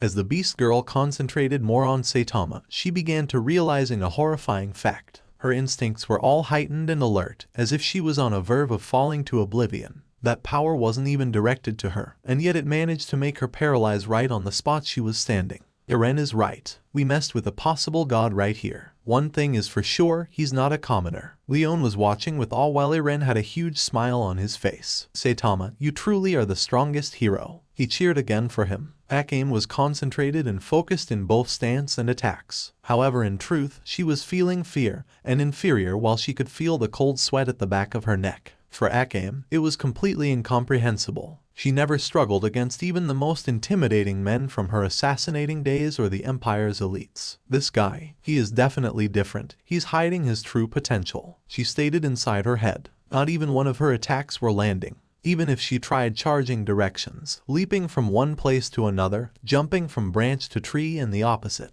nothing was working against Saitama. Akame was changing from one technique to another. She couldn't break onepunchman's defense. The man looked like he had hundreds of openings to her, and yet she couldn't take him down. Her speed was being outmatched by this mysterious bald hero. The man wasn't even intimidated. Saitama was looking at her weak try, like an adult watching a kid struggle in a fight between them. It doesn't look like a fight to both of them. Saitama yawned and took a boredom expression. Akame knew from that point she was being played with. It was very obvious the person was hiding his true strength, and yet she was already having trouble against him. That's impossible. Akame leaped a few meters across Saitama, who stood there motionless. Akame was surely fatigue-stricken, as she was sweating profusely and breathing deeply, like an obese person engaging in a marathon. Except the obese person was instead an incredibly skilled assassin, and the marathon was trying to kill a bald-looking guy named Saitama.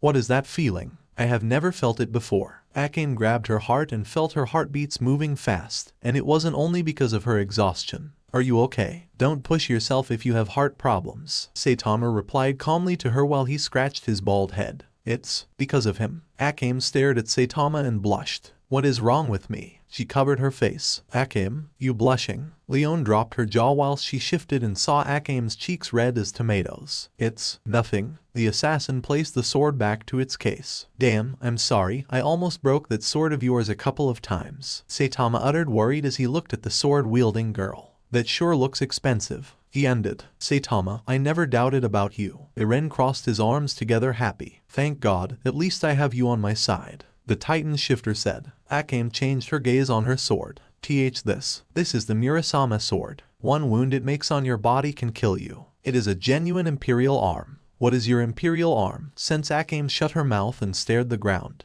What the hell is wrong with me? Saitama walked near her with raised eyebrows. You look ill, are you? No response from Akame. Only her heartbeats increased speed even more when Saitama reached front of her. Akame, Leon couldn't believe what was happening with her cold-hearted friend. She felt it thought with her wild instincts. Akame wasn't so heartless after all. So, about that imperial arm of yours, I have no idea what it is, Saitama stated honest. They told me about those imperial arms, Saitama. It's the term they use to describe superpower in this world. Eren explained very well. Oh, okay. Well, I trained hard for 3 years. That's how I became so strong, Saitama told Akame with his innocent face. Never mind. Let's go, Eren. We must figure out how we will get out of here and return to our world. You're right, Saitama. Let's go, Eren replied determined. Why you look so scared? Come on, I don't bite, Saitama said to Leon and made her to snap out of it. Yeah, she mumbled afraid. You two have names? Saitama questioned them both. Akame didn't make a sound. Leon responded with inner shock. Why yeah, I'm Leon and she's Akame. Saitama shifted his gaze toward Akame. Akame? Oh, cool name. Saitama patted Akame's shoulder a few times before he walked away with Eren. They left from inside of some bushes, leaving Leon shocked and Akame paralyzed on their spots. Akame, are you alright? Leon ran to her comrade. He said my name is cool. Akame blushed and touched her red tie. Akame, Leon said as she tapped her friend. Akame, upon being shaken from her stasis, impulsively backed away a few meters. Akame, what's the matter? Leon asked, worried, to her friend. That man, Saitama. Even if the whole night raid ganged up on him, he'll win. Akame replied, paralyzed. You felt that too, huh? This strange feeling. Except what I was feeling was 10 times more intense than yours because of my predator instincts. Leon uttered, still quite shocked. I didn't felt that, only something else. Something deeper. But about the cold fight. I tried everything on him, yet he could dodge them all. Honestly, my body's already at its limit. Akame finished. What other feeling you felt? I don't get it much. Leon scratched her belly. Akame blushed one more time and changed her gaze. She clenched her trembling hands before moving into the forests. Hey, wait. Leon followed right behind her. In the Attack on Titan world. Now what? Garu and Levi had investigated the room for any clues. Nothing was found. Damn it. Levi cursed silently once more. Don't worry, Captain, we will find them no matter what. I have promised to someone else too. Garu remember his master Silverfang. Bang. The thing is, how? Levi walked near the window and saw something strange, small green fragments of some kind of stone. What the captain picked up a few pieces and collided them together. They fused with each other and began glowing green in Levi's palms. We got a situation. Yeager shifted his gaze behind him. What was that, Captain? No one was there. Levi vanished just like the others. Captain, Geru looked outside of the massive hole and didn't saw anything. What the actual fuck? He cursed and hissed at the unexplainable event. In the Akame ga Kill world, sure that Saitama is a strong guy. Leon replied while she and Akame were returning to their base. Suddenly they saw a green portal opening and throwing a weird man on a tree. Wah! Before Leon could finish her phrase, Akame leaped and grabbed the unconscious individual. She placed him on her back and jumped from the tree. Now who the hell is that? Leon asked whilst she stared at the unconscious Levi on Akame's shoulder. Wait a second. He's dressed like Eren, see. Leon took a glance on Levi's hoodie. She pointed at the wings of freedom. The same symbol. Leon mumbled. Let's take him to our base, for now. Akame replied with slightly blushed cheeks cause of their earlier encounter with Saitama. Genos flew atop of Saitama and Eren. The trees were blocking him and didn't saw them. Saitama though saw him with his incredible vision. What the hell was that? Eren asked nervous. If I'm not mistaken, that was Genos. How he ended up here? Saitama scratched his chin curious. Damn it, I forgot to tell you earlier. Me and Genos got sucked by that weird gate you also got and appeared here in this new world. Eren was taking glances around them. So we going at that barricaded looking size. Saitama placed his arm across Eren's chest and stopped him from walking any further. Someone is coming, Saitama uttered with a blank expression. They might be friendly, like Akame and Leon, Eren said toward One-Punch-Man. Phew, okay. Saitama exhaled and they waited the newcomers. They saw two persons approaching from the distance. The first was a young girl of below average height. She had very long pink hair tied in twin tails on the right and left sides of her head. Shad had big pink eyes. She also was wearing a pink outfit, consisting of a tied shawl with a high collar, a pink long sleeve shirt, a gown and black stocking with pink shoes. Oh, one of them is carrying something on her back. Saitama pointed with a finger. The second one was a woman with short silver hair and purple eyes. She was wearing an eye patch where her right eye used to be. She were also wearing a black suit that shows her cleavage. She had a mechanical right arm. We must group up with Akame and Leon. Night Raid is dying slowly, Negenda stated while they didn't notice they were approaching Saitama and Eren. You can't say that, boss. We have to defeat and bring the Empire down. For everyone that sacrificed themselves to save us. Mine shouted determined. I know, but with General Budo and Esdeath still alive, this is almost impossible. Tatsumi is a prisoner inside the capital. Akame and Leon managed to escape. Although we lost brave comrades along the way, Negenda said and made mine to remember. Lubbock, Susanoo, Bulat, Shiel. Mine holded her tears and gritted her teeth. Uo, excuse us. Saitama waved at them and grabbed their attention. The hell? Mine grabbed her Tegu rifle and aimed Saitama. Negenda watched the caped baldy walking towards them with an innocent smile on his face. Hold up, don't shoot yet. Negenda ordered her and mine obeyed. Come on now, I don't want to fight another one for no reason. Saitama shrugged and planted a sad expression on his face. Who are you strangers? Negenda asked gently. You better answer now. Mine was still aiming them. Calm down, we ain't hostiles. Eren spoke for Saitama. Are you from inside the Empire? Are you prisoners that escaped? Negenda plowed and asked again.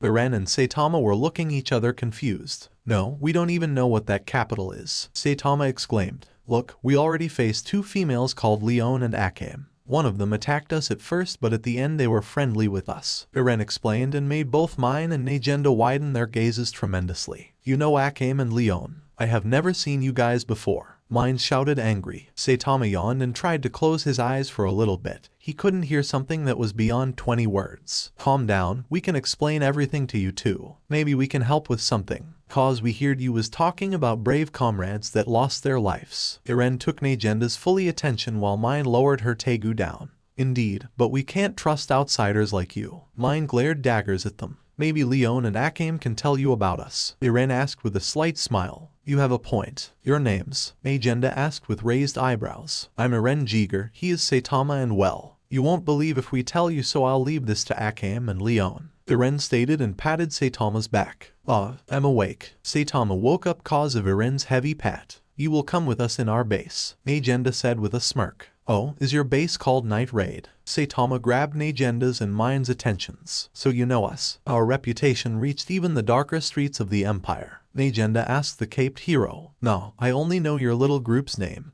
And that thanks to a woman called Esdeath. She told me about your night raid when I was fighting with her. Saitama thought again about that in reply. Hey, it wasn't even a real fight. Magenta and mine couldn't believe what they just heard. Did you just say Esdeath? Magenta widened her eyes even more. Oh, yeah. She was pretty weak though. Saitama shrugged in disappointment. You definitely coming with us, and you too. Magenta pointed Eren as well. We going to where I was at first, huh? Alright, I remember the way. Eren told them, leaving Magenta and mine even more shocked. As so you was in our base, Magenta said toward Eren whilst he was leading them back. Yeah, Akame and that wild animal-looking girl Leon found me when I got teleported into this world with a friend called Genos. Eren uttered. Into this world. So you think we will believe that you coming from a different world? Mine didn't believe a word of that. Yes we are. Me, Saitama from here, the woman called Esdeath and Genos. We four are coming from a different world. Eren finished and waited their answer while they were walking back to Night Raid base. That's hard to believe. Esdeath was always from this world.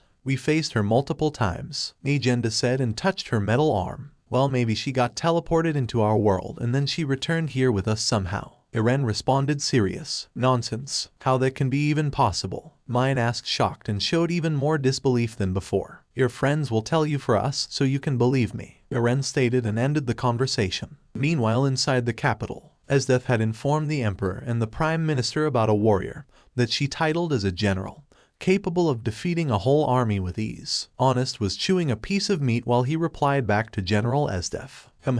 Good, good. Where is this new powerful general now? We must meet him in person. Prime Minister mumbled while chewing the meat inside his mouth. He went to defeat a monster inside the forest. We was nearly here to meet you, my majesty, but we saw an odd orange lightning that grabbed his attention.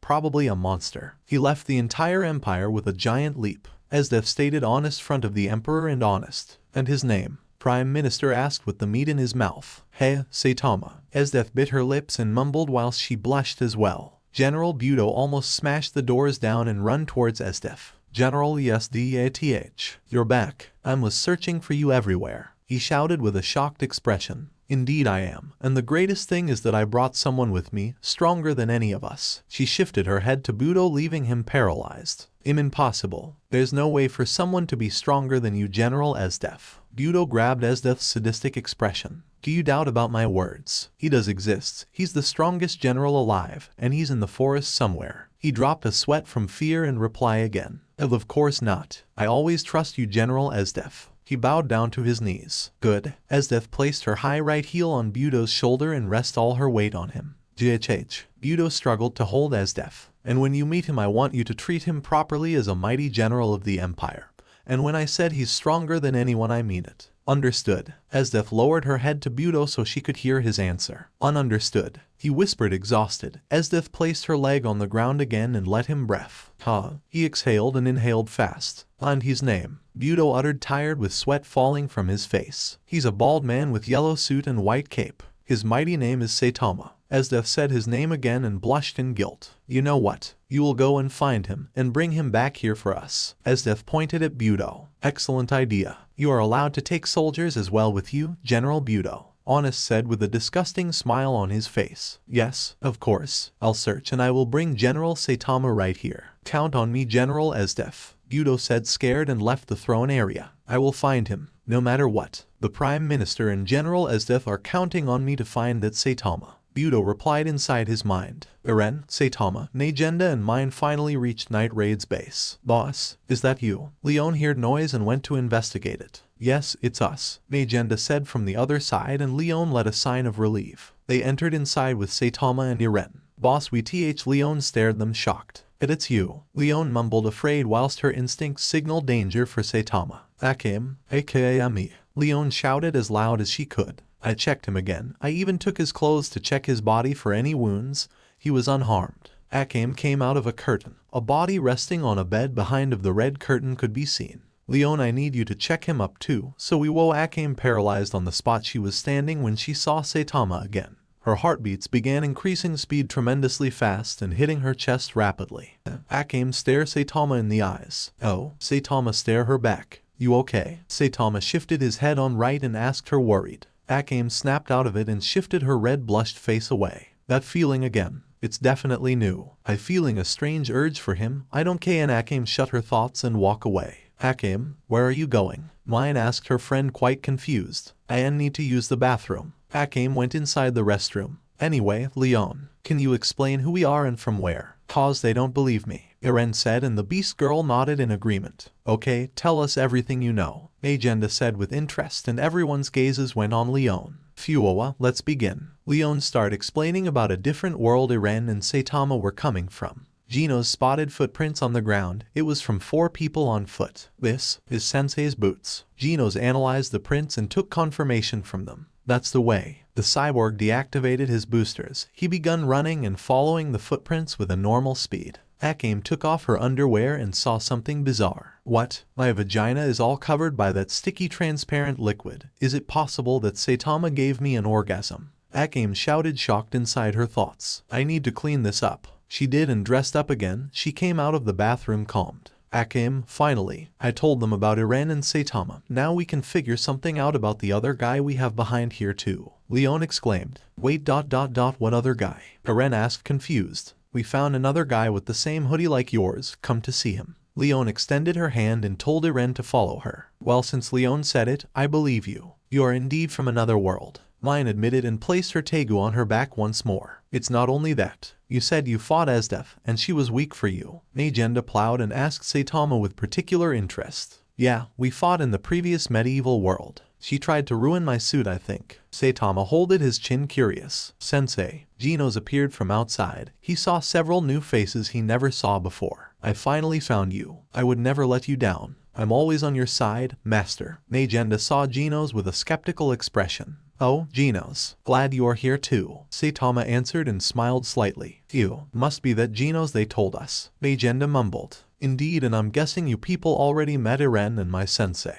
Genos walked inside with a calm expression. Magenta, Akame said with a quiet tone. What is it? Akame lifted her head up and said. After we defeat Esdeath and bring down the Emperor, I'm leaving Night Raid. Mine widened her irises towards Akame. What? Why? She asked. Akame didn't responded to her and walked towards Saitama. She stopped her steps front of him. Saw Saitama. I want to be your disciple. Akame stated with a calm tone. She also blushed a bit. Saitama scratched his armpits and replied, that's a terrible idea. I already have a disciple right here. Saitama pointed Genos with his thumb. Please, take me as your second disciple. I promise I'll do whatever you desire to teach me your ways. I want to become stronger. Akame uttered serious front of One-Punch-Man. Anything you said, huh? Do you know how to sew massive holes on suits? Saitama questioned her curious. Yeah, but I don't know what this have to do with you taking me as one of your dis. Then alright. I don't want asking Genos every time to fix back my suit. He is already paying and cooking back to our own world in my apartment. Saitama picked his nose and ended his phrase. But, sensei, I don't mind doing all of that, I really don't. Genos tried to convince Saitama. Nah, you deserve some rest, man. Akame will come along with us, and as she's sewing back my ripped clothes, then I'll be teaching her what she wants. Saitama placed his hand on a wall and rested on it. Thank you for accepting my request, sensei. Akame took out her sword and kneeled on the ground front of Saitama. She showed respect towards her new sensei. You don't have to do that. I'm not some kind of a king. Saitama replied, and she stood back up. Alright, sensei, one last thing. Akame raised her hand slowly. Yeah, we must find my sister as well before we go anywhere else. Akame exclaimed with a calm tone. Fine, we will, but after her we return to our world. Saitama uttered with a neutral face. Yes, sensei. Akame mumbled and took a glance at Genos. He had widened eyes and glaring daggers at her. I'll be sensei's greatest disciple, not her. He whispered inside his mind. Saitama, Genos, Eren shouted, surprised from the other side of the curtain. What is? Saitama asked, and he approached the curtain with Genos. What they saw was very difficult to believe. Captain, Eren whispered, afraid, while they saw an unconscious Levi laying on the bed. Huh? You know him? Leon asked. Damn right we do. Genos said and nodded. In the Attack on Titan world, Historia was moving all over her room with her hands in a praying stance. My queen. Blast took her attention. Yes, Blast, she replied, afraid. Don't be afraid, they will find them and bring them back. Don't worry about anything. He encouraged the cute blonde queen. I hope so. I'm also afraid for my protector.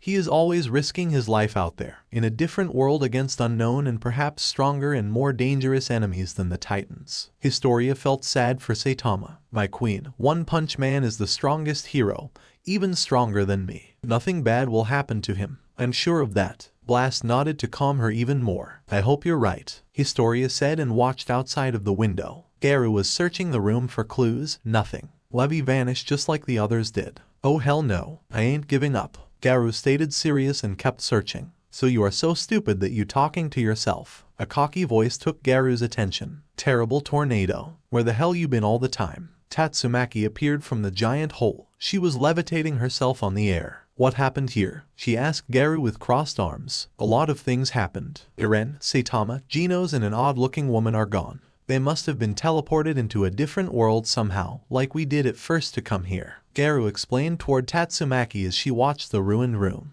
And that wasn't enough. Me and Captain Levi begun a search for them. We didn't found anything, but suddenly I heard Captain telling me something. When I turned around he wasn't here. Garu narrowed his eyes around the entire room. HMPH. You must be blind then. Tatsumaki insulted him. Why you saying that? You don't even have a clue of where they are. Garu shouted angrily towards the east spur.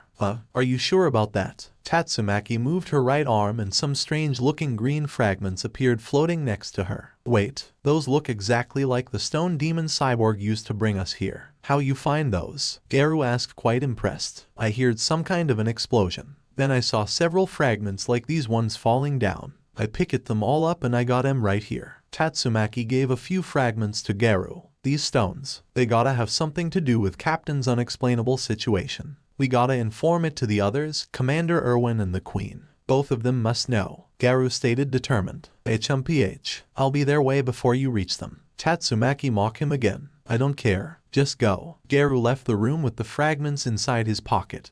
Tatsumaki flew away as well. So alright folks, that's all for today. Stay tuned for part 5. Do subscribe, like and share for more such videos. Press the bell icon to be notified first on release. See you in the next video. Till then, goodbye.